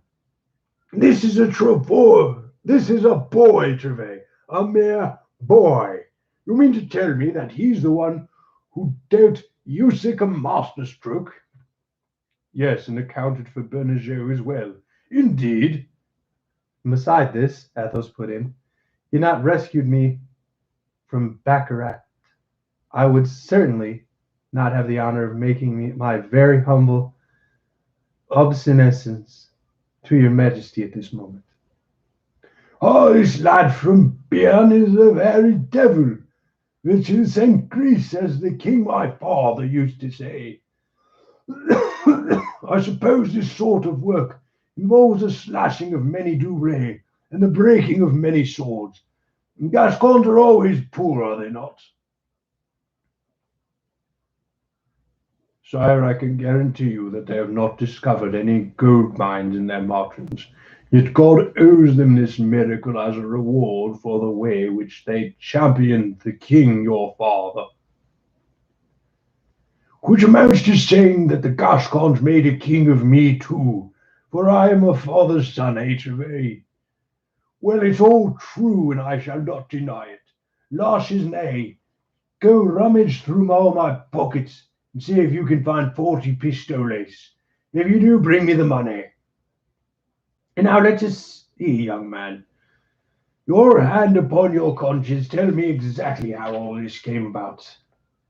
D'Artagnan related the adventure of the day before in full detail, how he had been unable to sleep for joy at his approaching audience with his majesty, how he had called at his friend's 3 hours before appointment, how he had gone to the tennis court together, how, afraid of being struck in the face by the ball, he had been ridiculed by Bernajoux, how Bernajoux had nearly paid for his jeers with his life, and finally how Monsieur de Tremouille, who had nothing to do with the matter, almost lost his mansion because of it.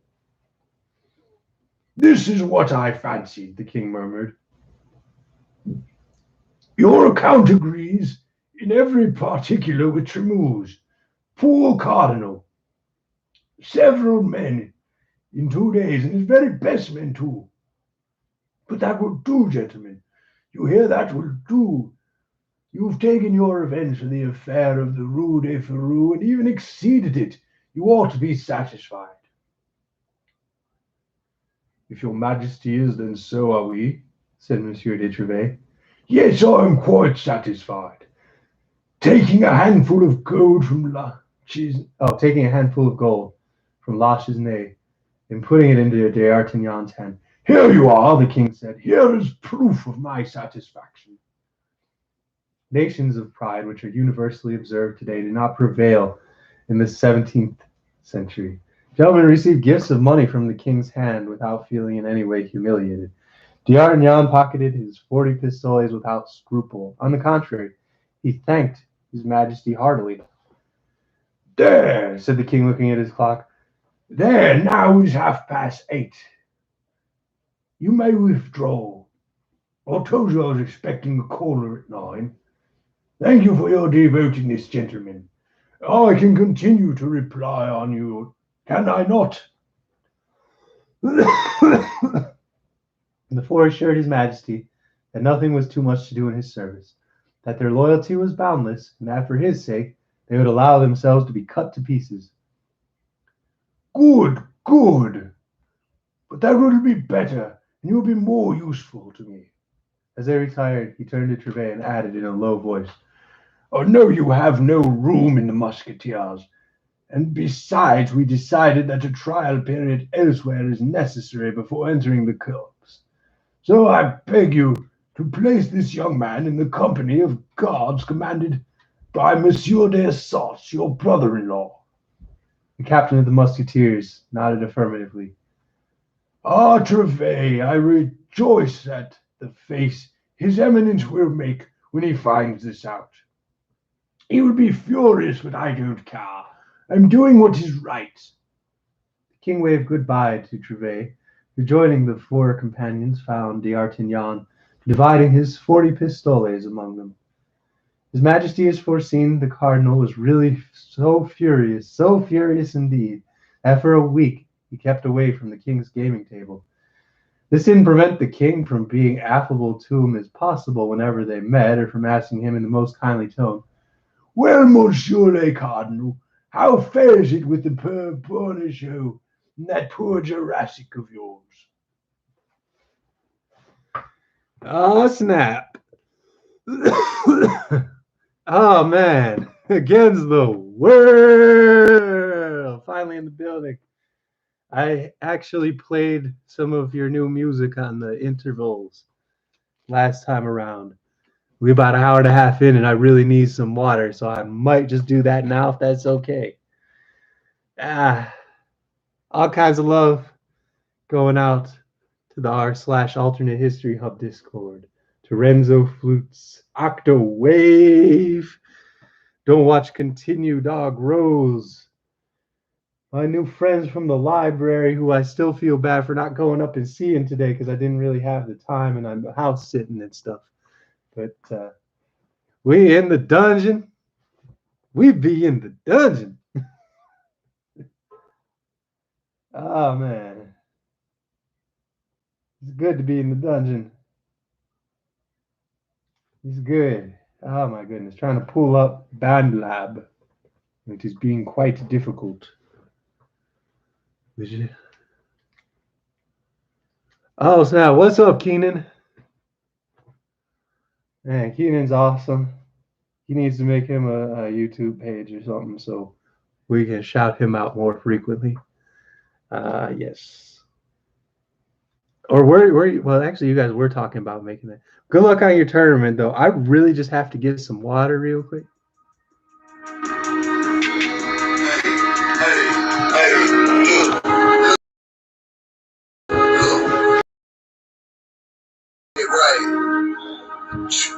Easy. But you think this shit is coming easy? But you think this shit is really supposed to coming easy? But you think this shit is really supposed to coming easy? Look, get your head right. Hey, ain't no greatness overnight. Hey, get your head right. What you think? Maybe say no greatness overnight. Hey, look, get your head right. What you think?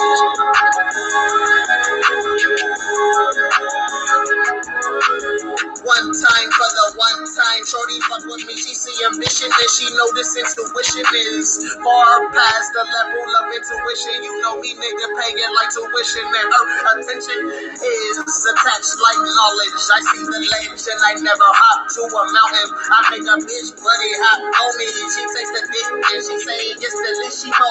You know me, Eskimo cold and the chain is the same. And you know me out the brain, chains in the flame, and you know it's all chain. Will it bang, bang, bang? Yeah, I know the same thing. Gang, will it bang? I don't do them colors. All I know is black. Melanin, baby,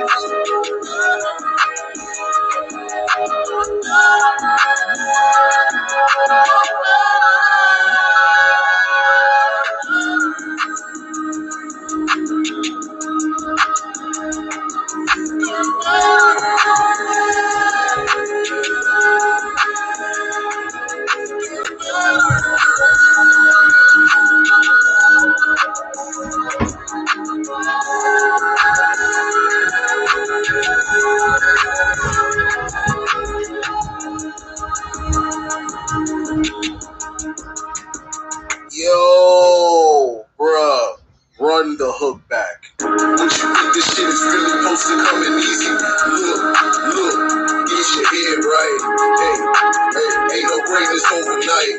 Hey, look, get your head right. What you think this shit is really mostly up and easy? Look, get your head right. Hey, they don't bring us overnight. Hey, look, get your head right.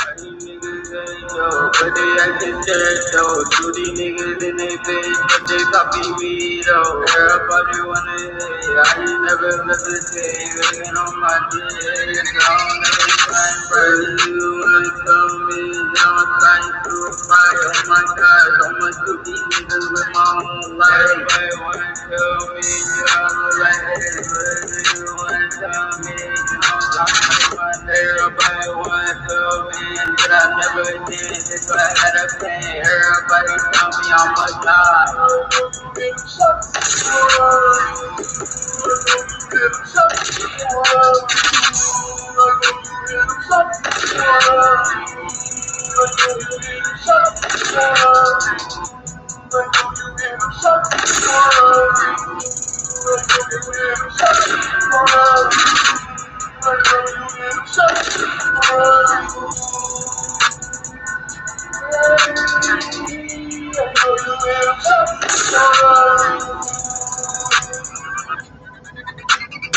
They got my name in their mouth, so this 40 got they death note like an anime. I beat the beat like anime. Please don't let me back this shit. I say no fade away. Just carry your order like Curry with the 3 O's. Chain froze, but only in minerals. See this from cosmic dividend, not devil in, no devils in.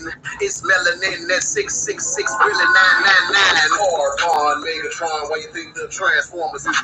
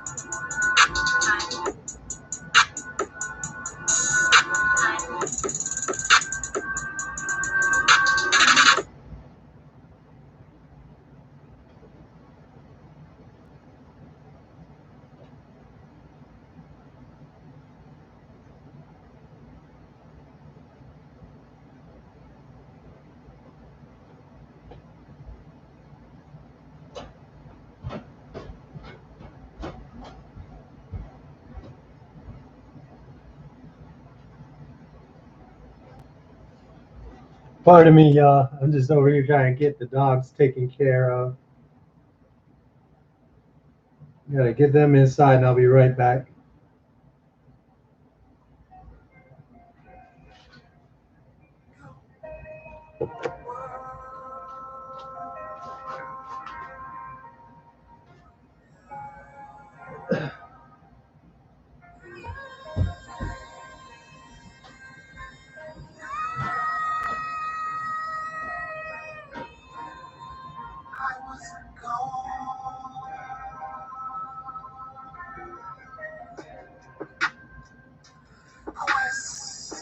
I had to find myself, find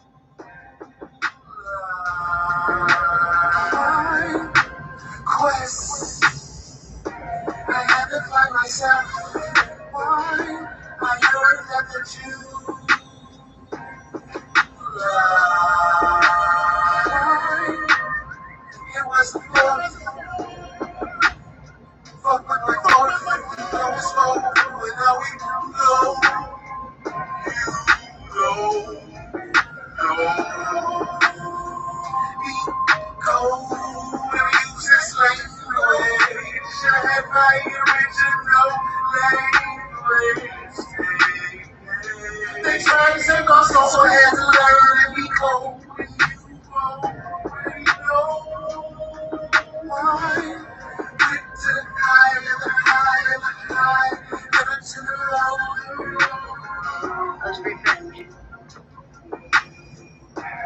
Listen, you look revenge. That way you start to fight me. Please.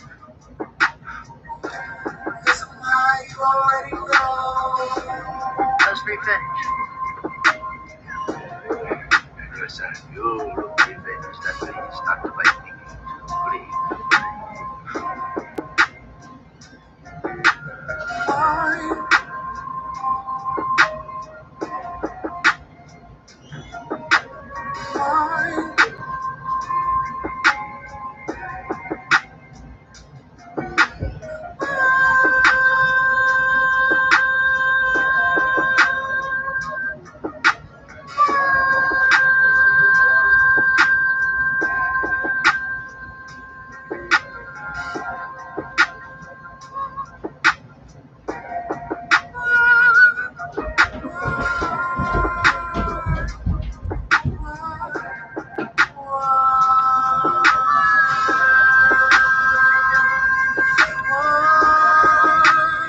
We back.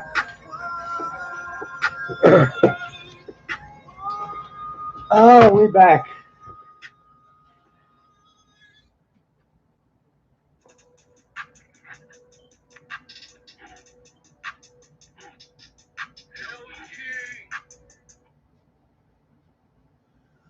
Woo! Man. Oh, we doing pretty good today. Definitely having some fun in the dungeon. I think we got about maybe an hour and a half left in this. So, make sure that y'all smash the like. Yeah. It's mad love to Octawave. Mad love to Against the World G.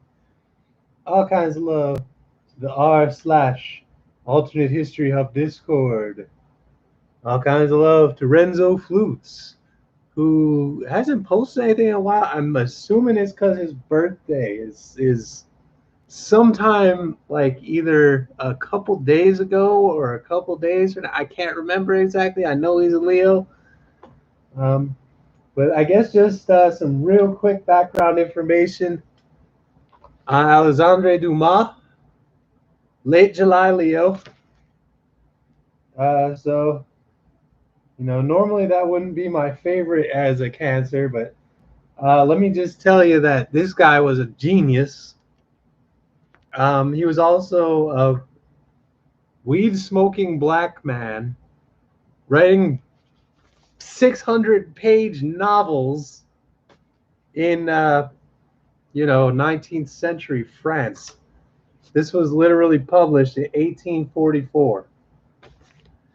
The French have just gone through 2 different revolutions in this guy's lifetime, and he's still over here talking about how great it was hundreds of years ago, because they actually were able to say, hey, we might be living in this tumultuous, crazy era, but we had a pretty dope past too to lead up to this. So, that's just kind of awesome, I guess. The idea of a black man in France, ancient France, no less. Literally a contemporary of the likes of like Victor Hugo.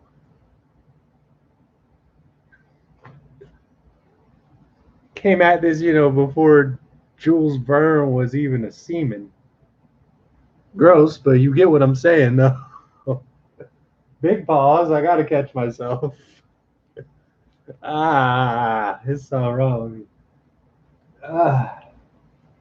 We're on chapter 7, the home life of the Musketeers. And I should probably write down what accents I use for people. But we don't need to worry too much about it. There's just about probably a dozen named characters already that I'm forgetting like half the accents to. But yeah, when the four young men were outside the Louvre, D'Artagnan consulted his friends on what he might best make of his share of the 40 pistoles. Athos suggested he order a good meal at the sign of the Fir Cone, an excellent tavern. Porthos urged him to engage a lackey. Aramis proposed that D'Artagnan provide himself with a suitable mistress. The banquet took place that very day, with the lackey serving them at the table. For Athos had ordered the meal, and Porthos had furnished the lackey. D'Artagnan's domestic was called Planchet. He hailed from Picardy. Porthos had picked him up by the bridge at Quai de la Tonnelle, having found him leaning over the parapet and watching the rings that formed as he spat into the water. Porthos vowed that this occupation gave proof of reflective and contemplative disposition. He therefore engaged him without further recommendation.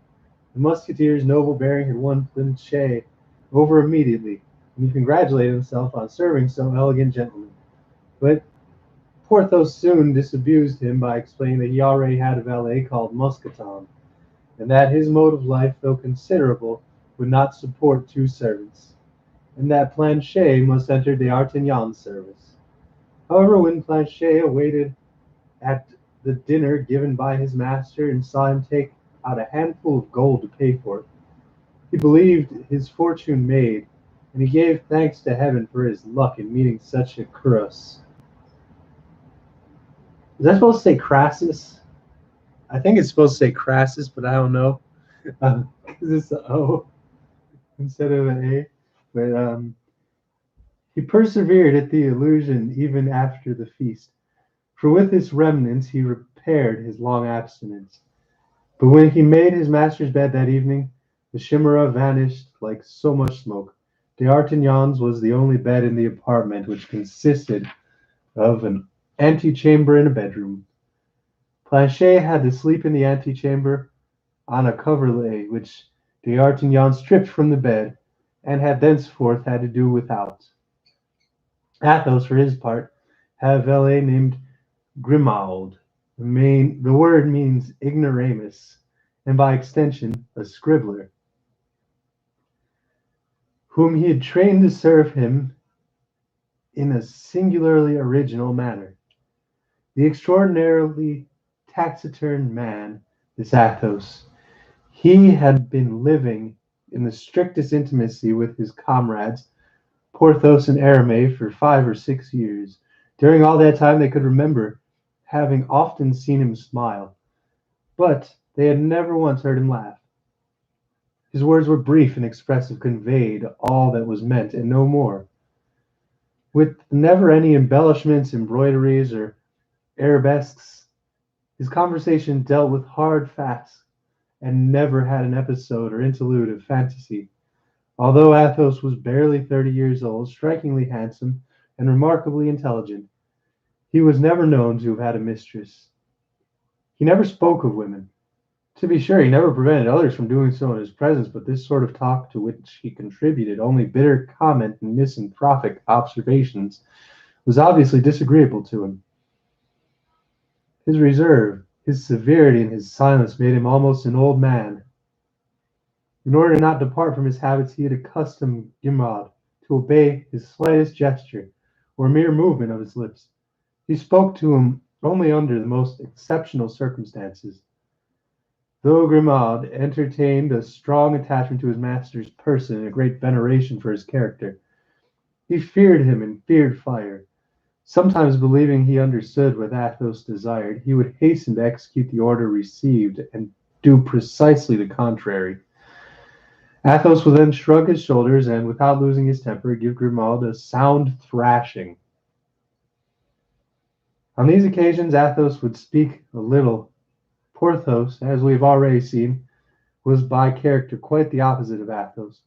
Porthos had not only talked much, but talked loudly, and to do him justice, without caring whether anybody was listening to him or not. He talked for the pleasure of talking and for the pleasure of hearing himself talk on all subjects except the sciences, explaining this omission by the inveterate hatred he had borne scholars since his childhood. Less distinguished in bearing and manner than Athos, he was conscious of his inferiority in the early days of their intimacy. This had often caused him to be unjust towards his friend, whom he sought to outshine by the brilliance of his sartorial effects. But in his simple musketeer's uniform, with only a way of tossing back his head or advancing his foot, Athos at once regained the place that was his due, relegating the ostentatious Pathos to a subordinate position. Porthos consoled himself by filling Monsieur de Trevet's antechamber and the guard room at the Louvre with his amatory triumphs, which Athos never mentioned. At the present moment, having passed from judiciary to the military, from the legist lady to the warrior's wife, Porthos was concerned with nothing less than a foreign princess who was extremely fond of him. The old proverb says, tel maître, tel valet, like master, like man. Having considered Grimaud, valet to Athos, now let us consider Mousqueton, as served Porthos in this capacity. He was a Norman rejoicing under the pacific name of Boniface, a term applied to the artless or witless persons, until Porthos made him change it to an infinitely more sonorous name of Mousqueton. He agreed to serve Porthos on the condition that he be merely clothed and lodged, but on a handsome scale in return he worked elsewhere 2 hours a day at a job which provided for his other wants. Porthos accepted the bargain, for it suited him perfectly. He would have doublets fashioned out of his old clothes, and spare cloaks for Mousqueton. Thus, thanks to a very skillful tailor who made the clothes look as good as new by turning them, his wife suspected of wishing to lure Porthos away from the aristocratic habits. Mousqueton cut a very dashing figure when he waited upon his master. As for Aramis, we believe we have presented his character clearly enough. Besides, we shall be able to follow it and those of his companions in their development. His lackey was named Béazin, and his orders came from province of Berry. Because his master hoped to take holy orders, the servant was always clad in black, as becomes the domestic of churchmen. He was a man of about 35 or 40, mild, peaceable, a little bit chubby. In his spare time he would read pious words when required. He could whip up a dinner for the two of them that boasted few dishes, but excellently prepared. In conclusion, he was dumb, blind, deaf, and of unimpeachable loyalty. Now that we are at least superficially familiar with the masters and lackeys, let us summarily observe the quarters they occupied. Athos lived in the Rue Feron, within 2 steps of the Luxembourg. His apartment consisted of 2 small rooms agreeably furnished, in a lodging house maintained by a woman, still young and really handsome, who cast warm, tender glances at him in vain. Here and there the walls of his humble abode shone with vestiges of past splendors. There was, for instance, a richly embossed sword, which obviously belonged to the age of Francis I. Its hilt, studded with precious stones, was alone worth 200 pistoles. Yet, in his moments of direst need, Athos had never been able to pawn or sell it. This sword had long been the object of immense envy to Porthos, who would have given 10 years of his life to possess it. One day, having an appointment with the Duchess, he tried to borrow it. Athos, without saying a word, emptied his pockets, gathered all his jewels, purses, aglets, gold chains, and offered the lot to Porthos. As for the sword, he told him, it was sealed to the wall and would not come down until its master moved it out of these lodgings. In addition to this sword, there was a portrait of the nobleman of the time of Henry III, dressed in the greatest elegance and wearing blue ribbon of the Order of the Holy Spirit. Certain features common to the subject of the portrait, and Athos glanced at this great lord, the Knight of the Order of the King, was his ancestor. Besides these, a casket of magnificent goldwork bearing the same crest and sword and portrait and forming a middle ornament in the mantelpiece displayed a massive elegance utterly out of keeping with the rest of the furniture. Athos always carried the key to this casket on his person, but one day he chanced to open it in the presence of Porthos, who was convinced that it contained nothing but letters and papers, love letters doubtless, and family papers. Porthos, who lived in an apartment of vast dimensions and very sumptuous appearance in the Rue des Vieux Colombiers, whenever he chanced to stroll by with a friend, he would point to his windows, at one of which Mousqueton was certain to be standing, dressed in full livery, and raising his head and hand, exclaim sententiously, "That is where I live." Yet, as he has never been found at home and never invited anybody in, the true riches of this palatial residence remained a mystery. As for Aramis, his modest abode consisted of a boudoir, dining room, and a bedroom all on the ground floor, overlooking a tiny garden, green, fresh, shady, and safe from the eyes of prying neighbors. D'Artagnan, intellectually curious like most enterprising people, did his best to discover the key to the pseudonyms under which Athos, Porthos, and Aramis cloaked their identities. He was particularly interested in Athos, whose high nobility could be detected in his merest gesture. But Monsieur de Treville alone possessed this secret. Vainly D'Artagnan sought to pump Porthos for information about Athos to draw out Aramis on the subject of Porthos. All he could find about Athos was the following. Porthos knew no more about his taciturn comrade than was self-apparent. Rumor had it that Athos had suffered desperate crosses in love, and that tragic betrayal had poisoned his existence. What this treachery was, and who were the principals in this drama, nobody knew. The life of Porthos, except his real name, was an open book. His vanity and indiscretion made him as transparent as a crystal. One factor alone, his excellent opinion Porthos entertained of himself, might conceivably have led an investigator astray. Aramis, while appearing anything but secretive, was a very repository of arcana. He replied meagerly to the questions asked him about others, and alluded to those concerning himself. One day D'Artagnan, questioning Aramis at length about Porthos, learned the current rumor about the latter's success with a princess. His curiosity whetted, he sought to find out something of the interlocutor's amours. "And you, my friend, you were constantly speaking about the baronesses, countesses, and princesses of others." "I beg your pardon. I speak of them because Porthos himself did. As you have noticed, he is not averse to parading his good fortune. Believe me, my dear D'Artagnan, if I had them from any other source, or if they had been given me in confidence, I can think of no confessor more discreet than I." "I'm sure of that, my dear Aramis. Yet it seems to me that you are quite familiar with armorial bearings. I seem to remember that a certain embroidered handkerchief to which I owe the honor of your acquaintance."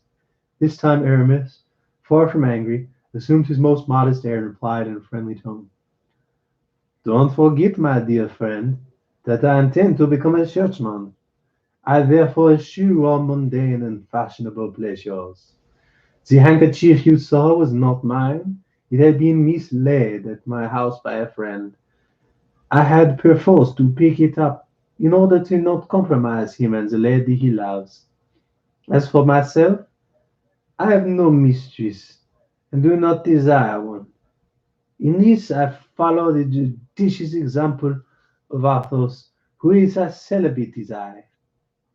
Devil take it, you are not an abbé, you are a musketeer. A musketeer provisionally, ad interim, as the cardinal says." A musketeer in spite of himself. At heart I am a churchman, believe me. Athos and Porthos dragged me into this role to occupy my mind, because at the moment I was being ordained, I had little difficulty with. Oh, well, never mind. This must be boring you, and I'm wasting your valuable time. Oh, not at all. I'm much interested, and I have nothing to do for the moment. That may be, but I have my breviary to read. Then I must compose some verses in which Madame de Aiguillon begged of me. Then I must go to Rue Saint-Honoré and buy some rouge for Madame de Chevreau. So you see, my dear friend, that if you are not in a hurry, I most certainly am.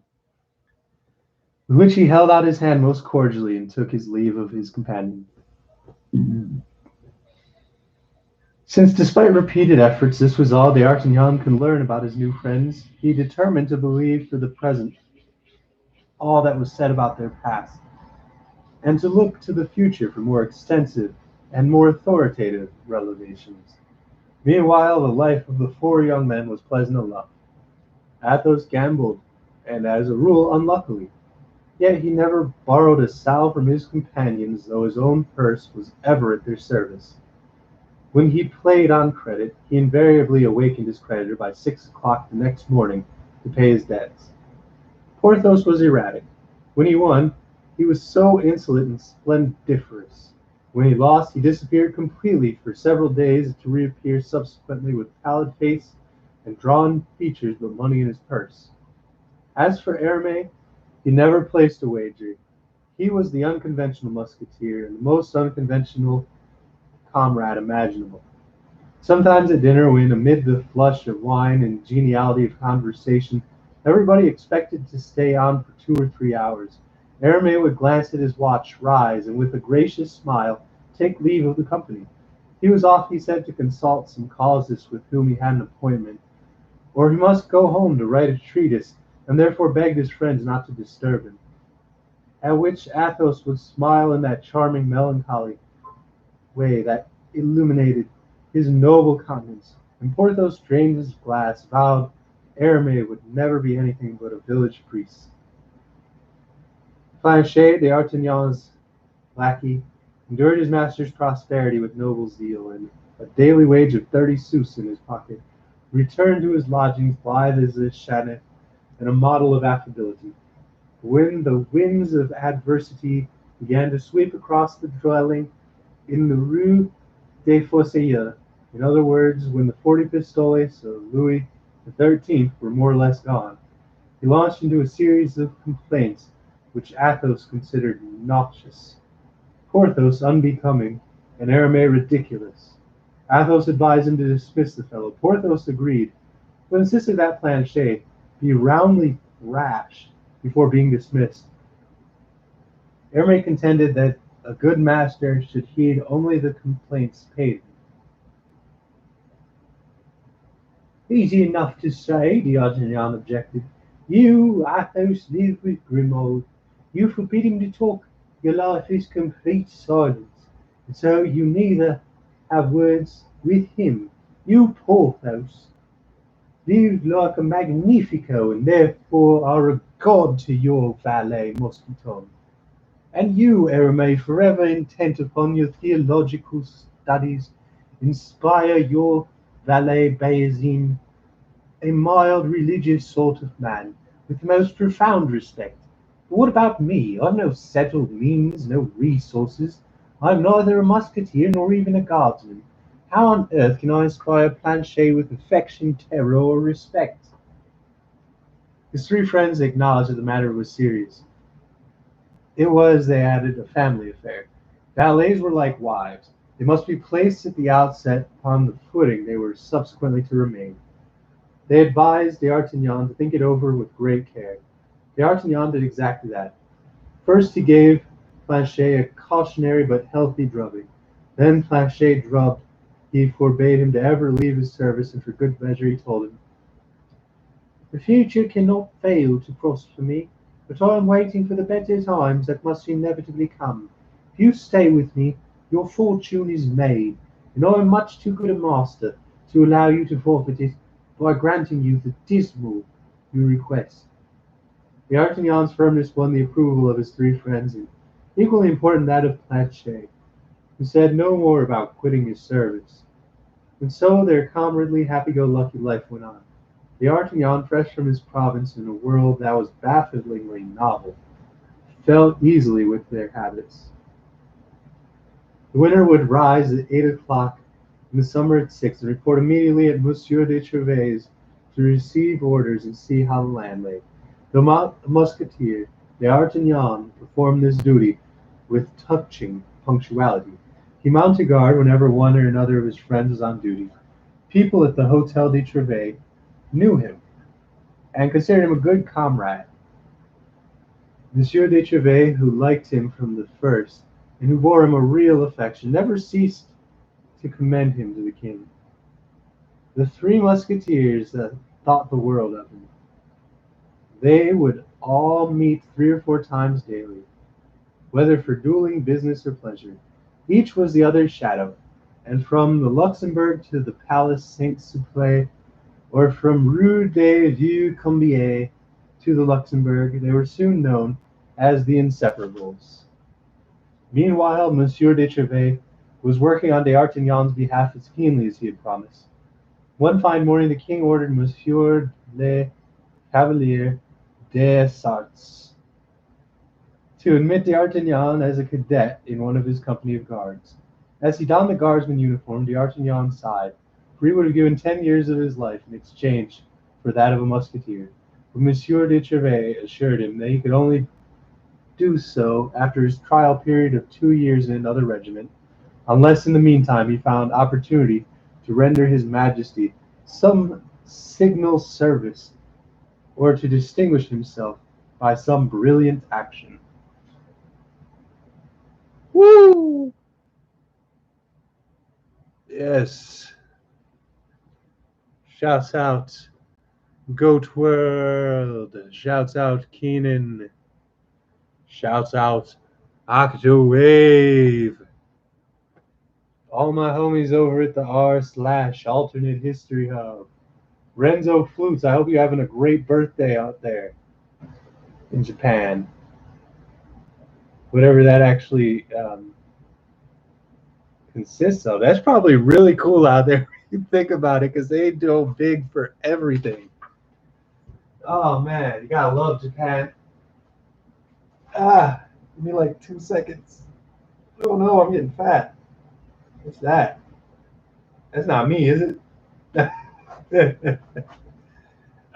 Snap. We're gonna do one more chapter. I need a chair with some back support. Oh my lord.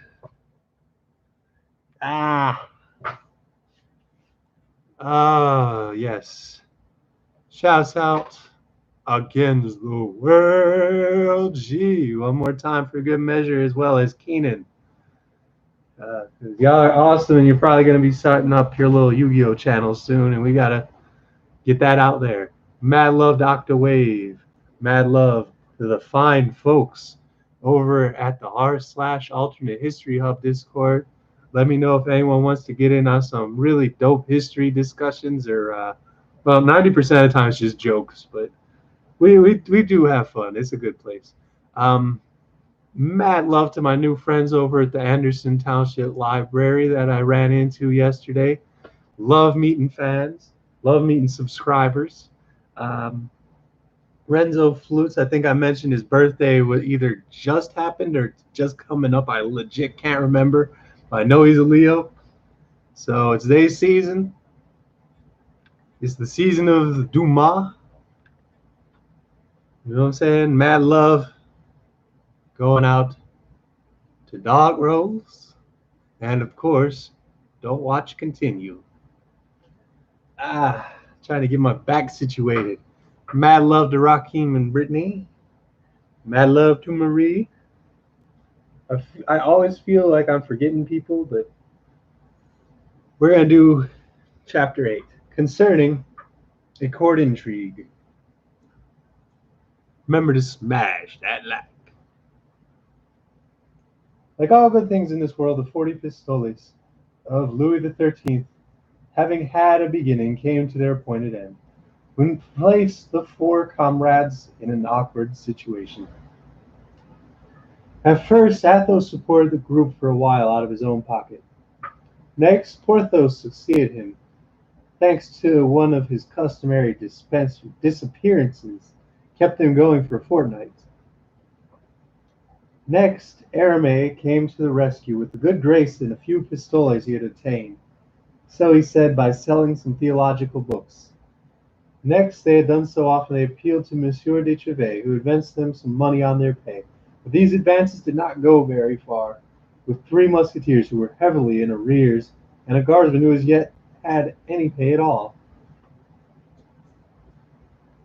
Finally, realizing they were about to fall into dire want, they managed by a last desperate effort to raise 8 or 10 pistoles with which Porthos was dispatched to the gaming table. Unfortunately, he was not in luck. He lost every sou plus 25 pistoles for which he pledged his word. Then their want became actual distress as four hungry friends, followed by their four hungry lackeys, hunted the quays and guard rooms of the city to prove that Aramis was right in saying, "It is wise to sow meals right and left in prosperity, in order to reap a few in a time of need." Athos was invited 4 times, and each time he brought his friends and their lackeys along. Porthos invited 6 times, which proved them all 6 more meals. Aramis was invited 8 times. As we have seen, he was a quiet man, but very much sought after, and in 8 times his friends shared his good fortune. D'Artagnan, who as yet knew no one in the capital, unearthed a priest from his own province, who supplied a light breakfast with chocolate, and with a cornet of guards, who furnished a dinner at his home. The Gascon took his troop to the priest's, where they devoured a stock of food that would have lasted the cleric 2 months, and to the home of the cornet, who did wonders. But as Planchet remarked, people do not eat once for all time, even when they eat a great deal. D'Artagnan felt humiliated at having procured only 1 meal and a half for his companions. Breakfast at the priest's could only be counted as a half meal. In return for the banquets Athos, Porthos, and Aramis had procured him, he fancied himself a burden on the group, forgetting in his wholly youthful good faith he had entertained them for a whole month. His plight gave him considerable food for thought. He came to the conclusion that this coalition of 4 young, brave, enterprising, and active men ought to have some other object than swaggering about the city, taking fencing lessons, and playing practical jokes that were more or less witty. In fact, 4 men devoted to one another, whether their lives or purses were involved. 4 men always supporting one another, never yielding, and executing singly or together the resolutions they had made in common. 4 arms threatening the 4 cardinal points, concentrated on a single point. In brief, 4 such men as they must inevitably, by open or underground means, by mine work or trench, by cunning or by force, open up a way toward their goal, however fiercely defended or distant it might seem. The only thing that surprised D'Artagnan was that his friends had not sought after this. He, for his part, was thinking seriously of it, racking his brain to find a direction for this single force 4 times multiplied, and the longer he meditated, the surer he became that, as was the lever Archimedes sought, Athos, Porthos, Aramis, and D'Artagnan would succeed in moving the world. Suddenly there was a light knock at the door. D'Artagnan awakened Planchet and ordered him to open it. The phrase D'Artagnan awakened Planchet must not lead the reader to believe that it was night or day had yet broken. No, it was afternoon. It had struck 4. 2 hours before, Planchet had asked his master for some dinner, to which D'Artagnan replied by quoting the proverb, "He who sleeps dines," and Planchet dined by sleeping. A stranger entered, a man of unassuming appearance, obviously a simple bourgeoisie.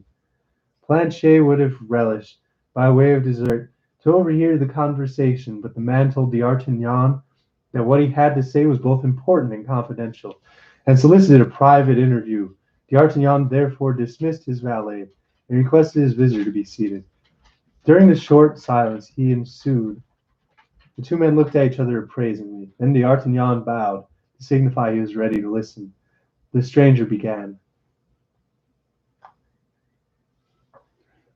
"I've heard Monsieur spoke a very courageous young man. This well-deserved reputation embroils me to confide a secret to him." "Well, speak, monsieur, speak," D'Artagnan replied, instinctively sensing that the matter might prove profitable. The stranger paused again and went on. "I have a wife who is a seamstress to Her Majesty the Queen. My wife is not lacking either in virtue or beauty. Though she brought but a small dowry, I induced to marry her about 3 years ago, because Monsieur Laporte, the Queen's cloak-bearer, is her godfather and friends with her." "Well, monsieur," the stranger repeated. "My wife was abducted yesterday morning as she was leaving her workroom." "By whom was your wife abducted?" "I know nothing for certain, monsieur, but I have my suspicions." "And whom do you suspect?" "A man who's been pursuing her for a long time." "The devil, you say?" "Let me add this, monsieur. I'm convinced that there is more politics than love in this business." "More politics than love?" D'Artagnan murmured with thoughtful air.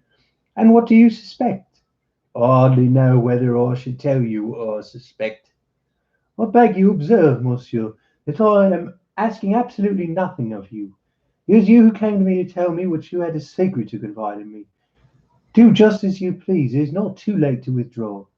"No, monsieur. You seem to be an honest young man, and I have confidence in you. Frankly, I do not believe my wife has been arrested because of any love affair or her own, rather because of the conduct of a lady far mightier than herself."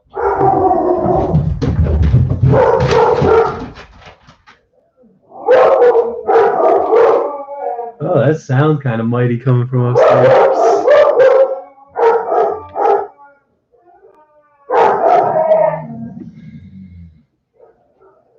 "I see," said D'Artagnan, commenting knowingly and pretending to be familiar with court affairs. He added, "Can it be on account of the amours of Madame de Bois Tracy?" "Higher, monsieur, higher." "Of Madame d'Aguillon?" "Higher still, monsieur." "Of Madame de Chevreuse?" "Higher, much, much higher." "Of the Monsieur d'Artagnan," checked himself. "Yes, monsieur," the terrified visitor repeated so low as to be almost inaudible. "And with whom?" "Who else could it be save the Duke of—" "The Duke of—" D'Artagnan repeated, hiding his ignorance and bewilderment. "Yes, monsieur," the stranger interrupted, even more faintly than before. "But how do you know this?" "How do I know it?" "Exactly, how do you know it? No half confidences now. You understand?" "I know that my wife, monsieur, I heard it from her own lips." "And your wife? When did she learn this?" "From Monsieur de Laporte. Didn't I tell you my wife is his goddaughter, and that isn't Her Majesty's most confidential retainer?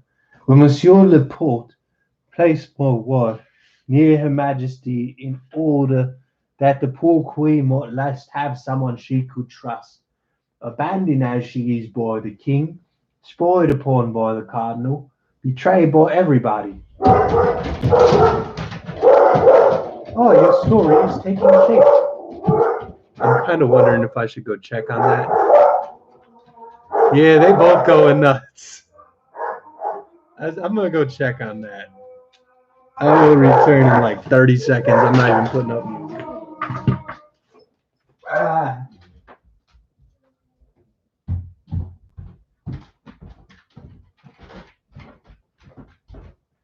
You okay, Mace?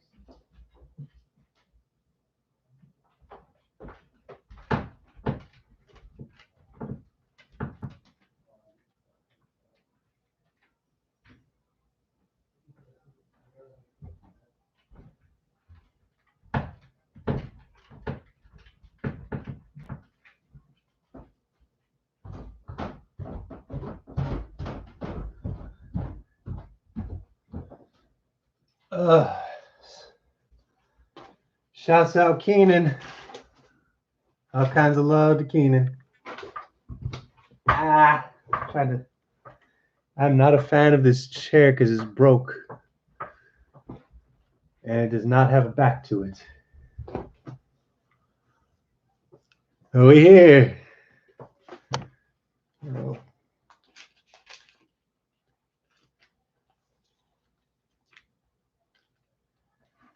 Your story is taking shape. Now, my wife came home 4 days ago, monsieur. I must explain on the conditions she made for accepting the position was that she should visit me twice a week, for as I had the honour to tell you a moment ago, she loves me dearly. Well, she came home and told me that very moment Her Majesty was frightened.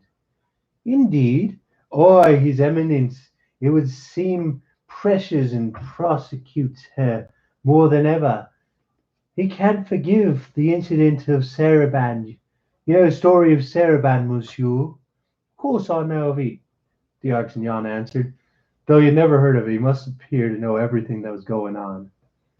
So the cardinal's feelings are stronger than hatred now. He is moved by the lust of vengeance. Is that so? As the queen believes. Well, what does Her Majesty believe? She believes someone is written to the Duke of Buckingham in her name. In the queen's name? Aye, in order to persuade him to come to Paris and once here to draw him into some trap. Devil take it, what a tale! But what has your wife to do with all this, monsieur? Her devotion to the Queen is well known. Somebody therefore wishes either to remove her from her mistress or, by intimidating her, to learn Her Majesty's secrets or to win her over and use her as a spy. That seems plausible, D'Artagnan agreed. What about the man who abducted her? Do you know him? As I said, I think I know him. His name? That I do not know. But I do know he is a creature of the cardinal's, a tool of his eminence's will. Have you seen him? I and my wife pointed him out to me one day. Is there anything particularly noticeable about him? Any distinctive feature? Oh, certainly. He is a nobleman of lofty bearing, black hair, a swarthy complexion, eyes piercing as drills, very white teeth, and a scar on his temple. A scar on his temple, D'Artagnan murmured. Very white teeth, eyes piercing as drills, swarthy complexion, black hair, lofty bearing. Why, that's my man of Myung. Your man, you say? Yes, yes, but that's nothing to do with it. Now I am wrong. On the contrary, that simplifies matters considerably. If your man is mine, I shall arrange two wrongs in one blow. That is all. But where can I find this man? I'm sure I don't know. Would you happen to know where he lives? No, one day I was accompanying my wife back to the Louvre, and he came out as we went in. That was when she pointed him out to me. Devil take it! Blast and confound it! This is all very vague, the D'Artagnan cursed. Then, look here. How did you hear your wife had been abducted?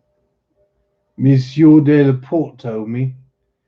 Did he give you any details? None he knew himself. Did he obtain any other information? Oh, monsieur, received what? I'm afraid of committing serious indiscretion. There you are, back on the same track. This time I must point out that you've gone too far to retreat now. Mordieu, I'm not retreating, the other swore, hoping the blasphemy might bolster his courage.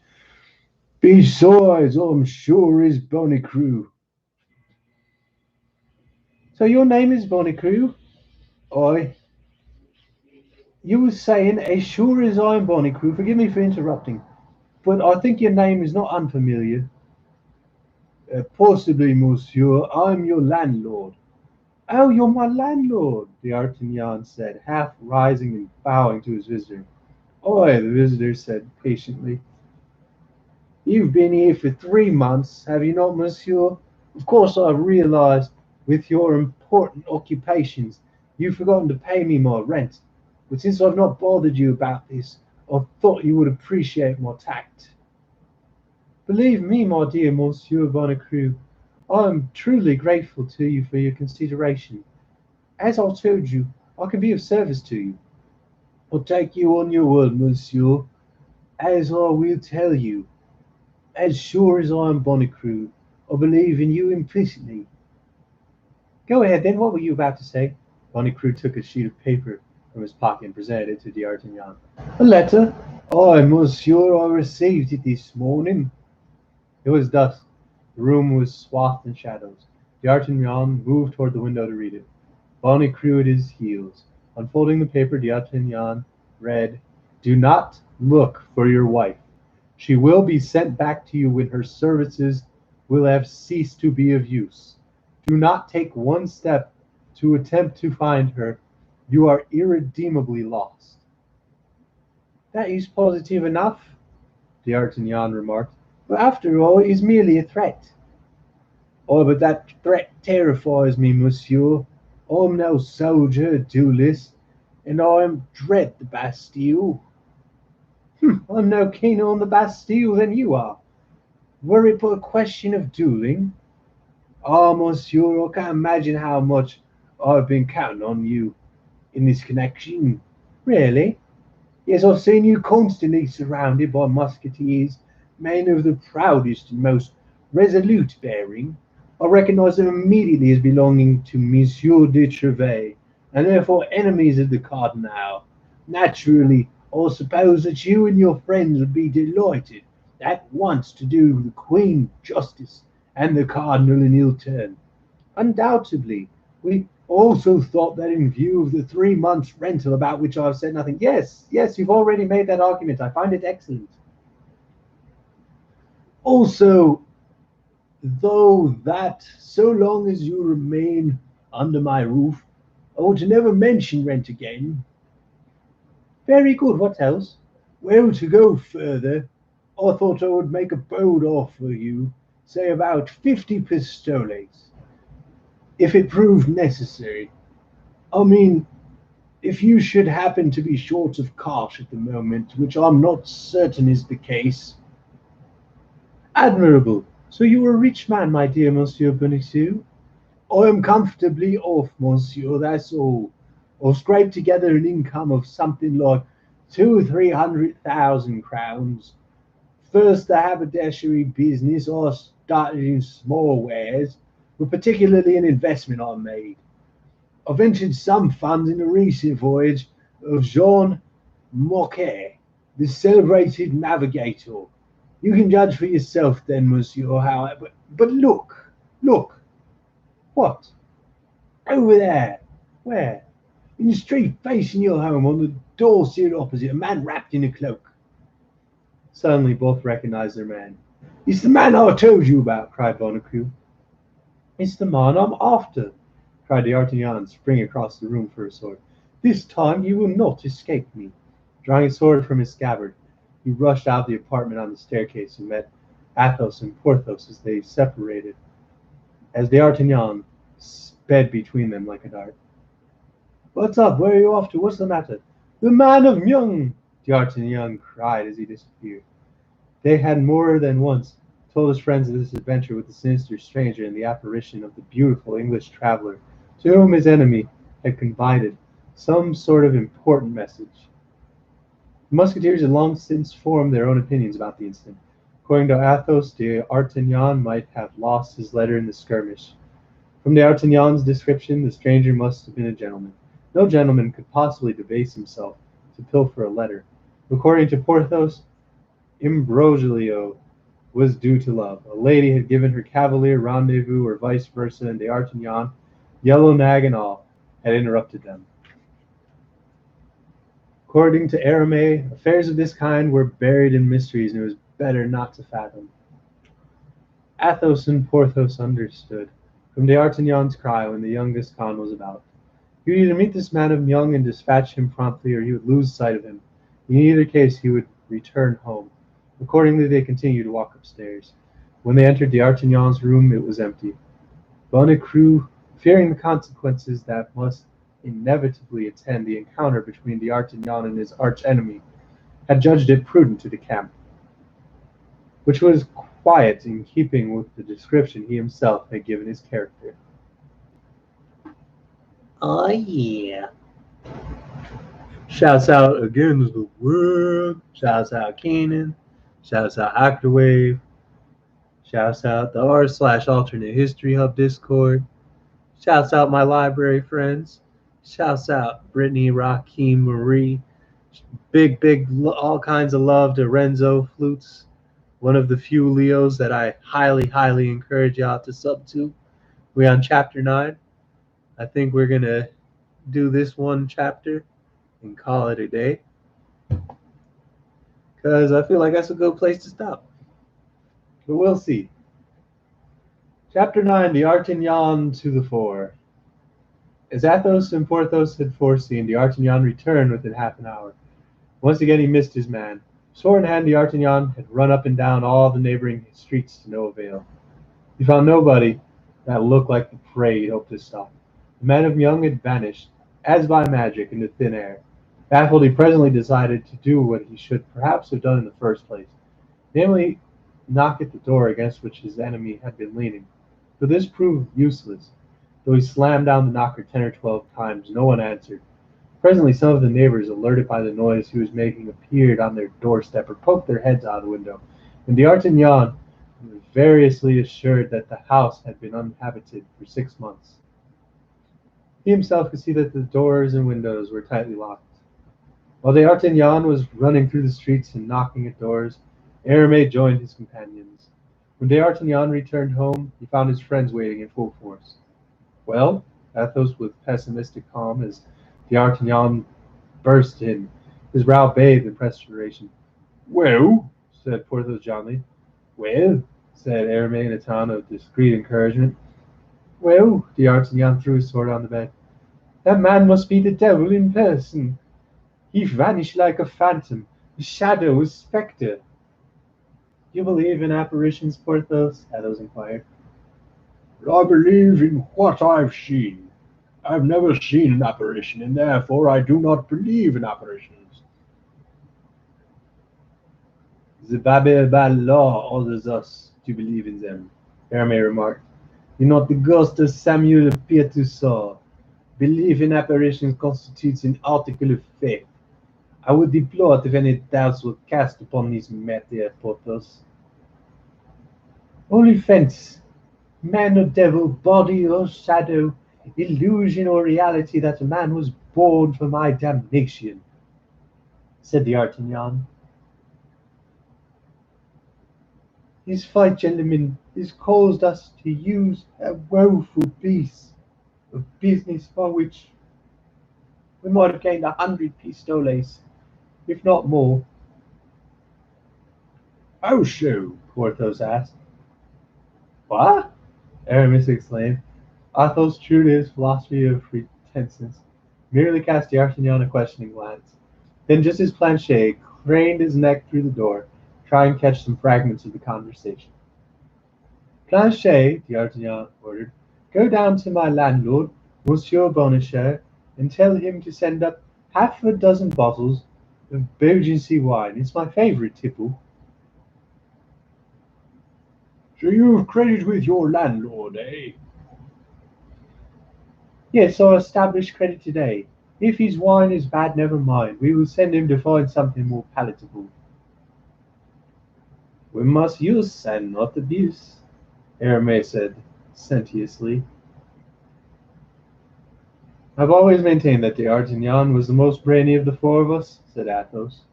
D'Artagnan bowed at the compliment, and Athos relapsed into his wonted silence. Look here, why don't you explain this to all of us? Porthos suggested. Yes, tell us everything, my dear friend, Aramis agreed.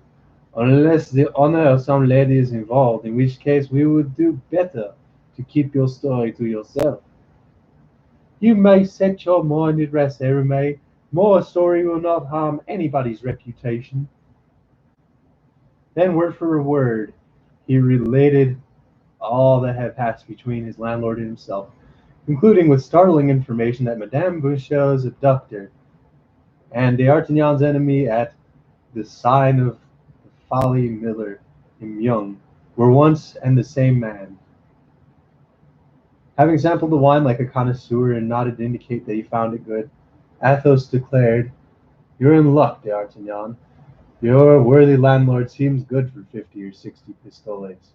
The only question to debate is whether these 50 or 60 pistoles are worth the risk of our 4 heads." You forget there is a woman in the case, D'Artagnan protested. A woman who was carried off, a woman who is probably being threatened, and perhaps even being tortured, all because she is faithful to her mistress. Careful, D'Artagnan, go easy. In my opinion, you are overzealous about Madame Boniface's fate. Hermé cautioned. Woman was created for our destruction. It is from women that we inherit all our afflictions. As Hermé uttered this maxim, Arthos frowned and bit his lips.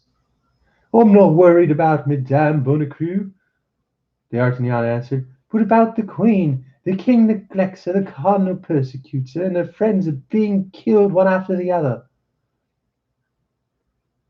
What does this she love that we hate most in the world? The Spanish and the English? Spain is her native land, D'Artagnan explained. It is quite natural that she should love the Spaniards. Are they not children of the same soil as herself? As for your second reproach, I have heard say that she does not love the English, but rather one Englishman. Upon my faith, said Athos, that Englishman deserves to be loved. I never saw a man of nobler aspect in all my life. He dresses better than anyone in the world, Porthos added. I was at the Louvre the day he scattered his pearls. I picked up two that sold for 10 pistoles apiece.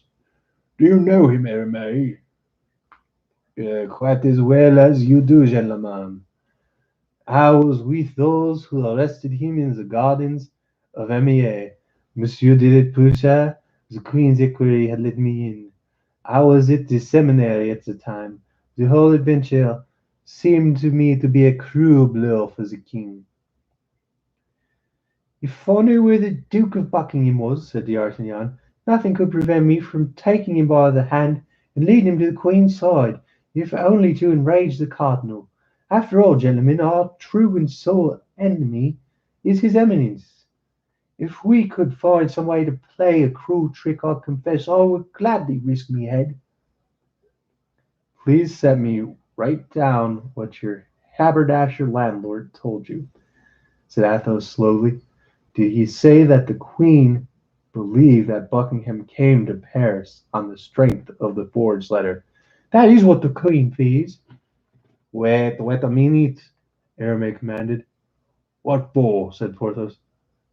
Go on talking, I shall try to recall the exact circumstance, Aramis answered, falling into a brown study. I'm convinced, D'Artagnan said, that the abduction of the queen's seamstress is connected with what we've been discussing, and perhaps even with the presence of Buckingham in Paris. That Gascon is full of ideas, Porthos said admiringly. I like to hear him speak, said Athos. His patois delights me. Gentlemen, please listen to what I'm about to Oh, gentlemen, please listen to what I'm about to tell you, Aramis broke in. Go ahead.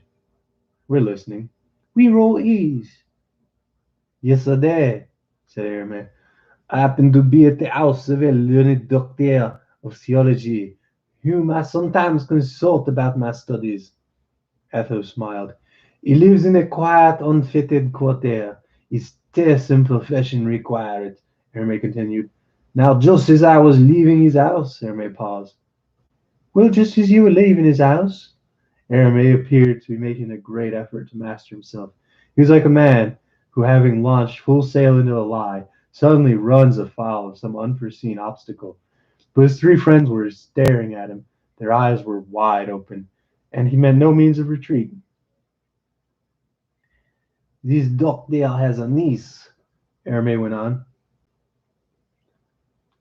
Ah, So he has a niece, said Porthos meaningfully.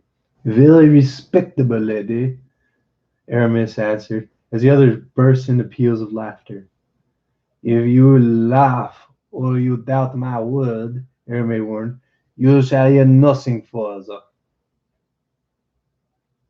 We believe like Mahometans, and we are as mute as tombstones, said Athos. Very well, then I shall go on. This niece I mentioned often calls on her uncle. She happened to come yesterday while I was there, and I had to offer to see her into the carriage. So your theologian's niece sports a carriage, eh? Porthos interrupted, talkative as usual. Congratulations on your distinguished acquaintances.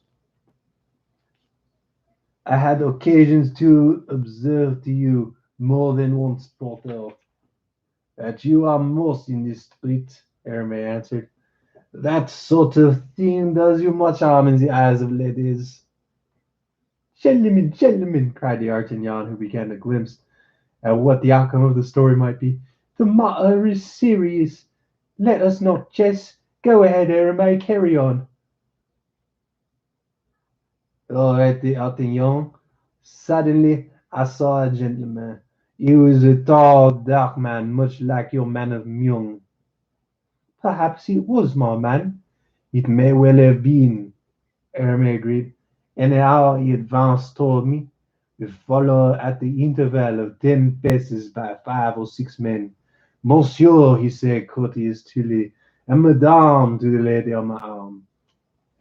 The doctor's niece. Porthos, hold your tongue, you're unbearable. Monsieur, Madame, will you be good enough to step into this? Monsieur, Madame, will you be good enough to step into this carriage without offering the slightest resistance or making the least noise? He took you for Buckingham, D'Artagnan exploded. I rather believe so. But the lady, Porthos persisted. He took her for the queen, D'Artagnan said. He took her for the queen, D'Artagnan said. Exactly, Aramis insisted. That Gascon is the devil, cried Athos. Nothing escapes him. As a matter of fact, Porthos opined, Aramis is about as tall as the dashing duke and is something of a similar build. Still, I should imagine that the uniform of a musketeer. I wore an enormous cloak. In July, Porthos gasped. Devil take it, is your doctor of theology afraid somebody might recognize you? I can understand how this spy might have mistaken your person, Aramis, but your face. I wore large, wide-brimmed hats. Heavens, Porthos laughed. What elaborate precautions you take to study theology. Gentlemen, gentlemen, D'Artagnan urged, let us waste no more time in jesting. Let us rather separate and look for the haberdasher's wife. She holds the key to the riddle. Do you really think so, D'Artagnan? Porthos curled his lip contemptuously. A woman of such humble standing. She is the goddaughter of Laporte, confidential valet to the Queen. Did not tell you that? Besides, on this occasion, Her Majesty may deliberately have sought the support of a person of modest citation. The heads of those in high rank are very conspicuous about the cardinal's eyesight is of the best. The first thing you do, Porthos counseled, is to drive a bargain, and a good one, with your haberdasher. That's useless, D'Artagnan replied. I have an idea that if Bonacieux fails to pay us, we shall be paid handsomely by another party. Suddenly footsteps resounded on the stairs.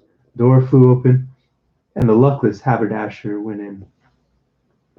Save me, gentlemen, for the love of heaven, save me, he wailed. There are 4 men downstairs who came to arrest me. Save me, save me. Porthos and Aramis sprang to their feet. D'Artagnan intervened hastily. "Not so fast, gentlemen." He motioned them to sheathe their half-drawn swords. "It is not courage we need now, but prudence." "Are we to stand here?" Porthos stormed, "and allow—" "You will allow D'Artagnan to do as he thinks best," Athos declared. "He is, as I said before, the brainiest one of our lot. For my part, I am prepared to obey him. Do whatever you wish, D'Artagnan." At that moment, the four bailiffs appeared at the door, an antechamber, but seeing four musketeers standing there, fully armed, they seemed somewhat hesitant about the entering. "Come in, gentlemen, come in," D'Artagnan called to them. "This is my apartment, and we are all faithful servants of the king and cardinal." So you have no objection with our orders, gentlemen?"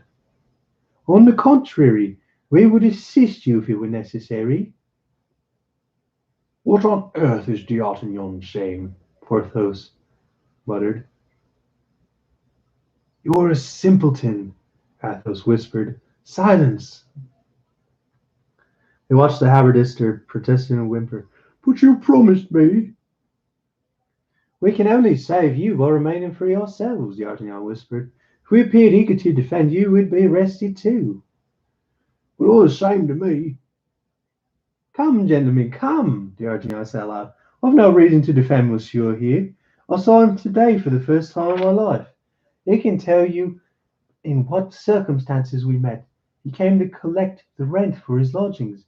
Is this true or no, Monsieur Bonheur? Answer." "It's quite true," the landlord answered. "but monsieur has not told you—" "Not a word about me, not a word about my friends. Above all, not a word about the queen, or you'll ruin everybody without saving yourself," D'Artagnan cautioned Bonacieux.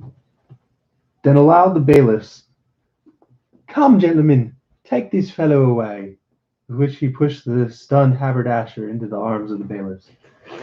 "You were a fine rascal, my man," he told Bonacieux. "Imagine coming to dun me for money. Me, Musketeer! Away with him. Take him to prison, gentlemen. Once again, I beg you, take him into custody and keep him behind bars for as long as ever you can. That'll give me time to pay him." The myrmidons of the law, mouthing their thanks, took away their prey. But just as they were about to go downstairs, D'Artagnan clapped the leader on their shoulder. "Come, I must drink to your health and to mine," he said jovially, filling two glasses with Beaugency he owed to Monsieur Bonacieux's liberality. "Oh, you do me so much honor," said the leader of the posse. "I accept it. Thanks for your kindness, I'm sure." "Well, here's to you. Here's to you, Monsieur. What is your name?" "Balsrenard." "Here's to your health, then, Monsieur Balsrenard." "It's to yours, honored gentlemen. What is your name, if I may be so bold?" "D'Artagnan." "Here's to your health, mister." "Well, first and foremost, above all else," cried D'Artagnan as he carried away by his enthusiasm, "I drink to the king and cardinal." Had the wine been bad, the bailiff might have questioned D'Artagnan's sincerity, but the wine was good, and he was convinced. "What devilish villainy have you been up to?" Porthos inquired. The bailiff joined his companions. "Shame on us, for shame! Four musketeers have just stood by without moving a figure, and allowed an unfortunate fellow who called for help to be arrested under their very noses. And the gentleman responsible for all this has to hobnob with the bailiff. For shame!" "Look here, Porthos," Aramis said. "Athos has already told you that you are a simpleton. Might I add that I completely share his opinion. As for you, D'Artagnan, you are a great man. When you step into Monsieur de Trevet's shoes, as undoubtedly you will some day, I shall ask you to use your influence to secure me an abbey." "Well, I am in a maze," Porthos exclaimed. "Do you mean to say you approve of what D'Artagnan did?" "Of course I do," Athos told him. "I not only approve of it, but I offer him my heartiest congratulations." And now, gentlemen, D'Artagnan said without troubling to explain his conduct to Porthos, all for one and one for all. That is our motto, is it not? But still, look here, Porthos demurred. hold up your hand and swear. Athos commanded. Swear, man. Aramis insisted, overcome by the example of his comrades, yet grumbling nevertheless. Porthos raised his hand, and with one voice the four friends repeated the slogan dictated by D'Artagnan. All for one and one for all. Excellent, D'Artagnan approved, as though he had done nothing all his life save issue orders. Let us go our own way now, and remember, from this moment on, we are at war with His Eminence the Cardinal. And chapter 10 is concerning a mousetrap in the 17th century. So I think we will call it quits for now. We're almost 100 pages into a 500-plus page book. Wubba lubba dub dubs. 600-page book. I don't know if I'm going to finish this before Leo season is over, but that's okay because I couldn't finish a couple cancer books yet either. So we're going to do our best. I might read more 1984 tomorrow. But in the meantime, we're just going to call it a day. Thank you so much to Octawave and Against the World G, as well as Keenan and all the fine folks over at the r/alternate history hub. Renzo Flutes, happy birthday, even if it's belated. Marie, Rakim, Brittany. Don't watch, continue. Dog Rose. Yes. Damn mind, all of my foes, faux faith, foe. One love, y'all. This is it. We done. Have a great evening. I'll see y'all later. Peace.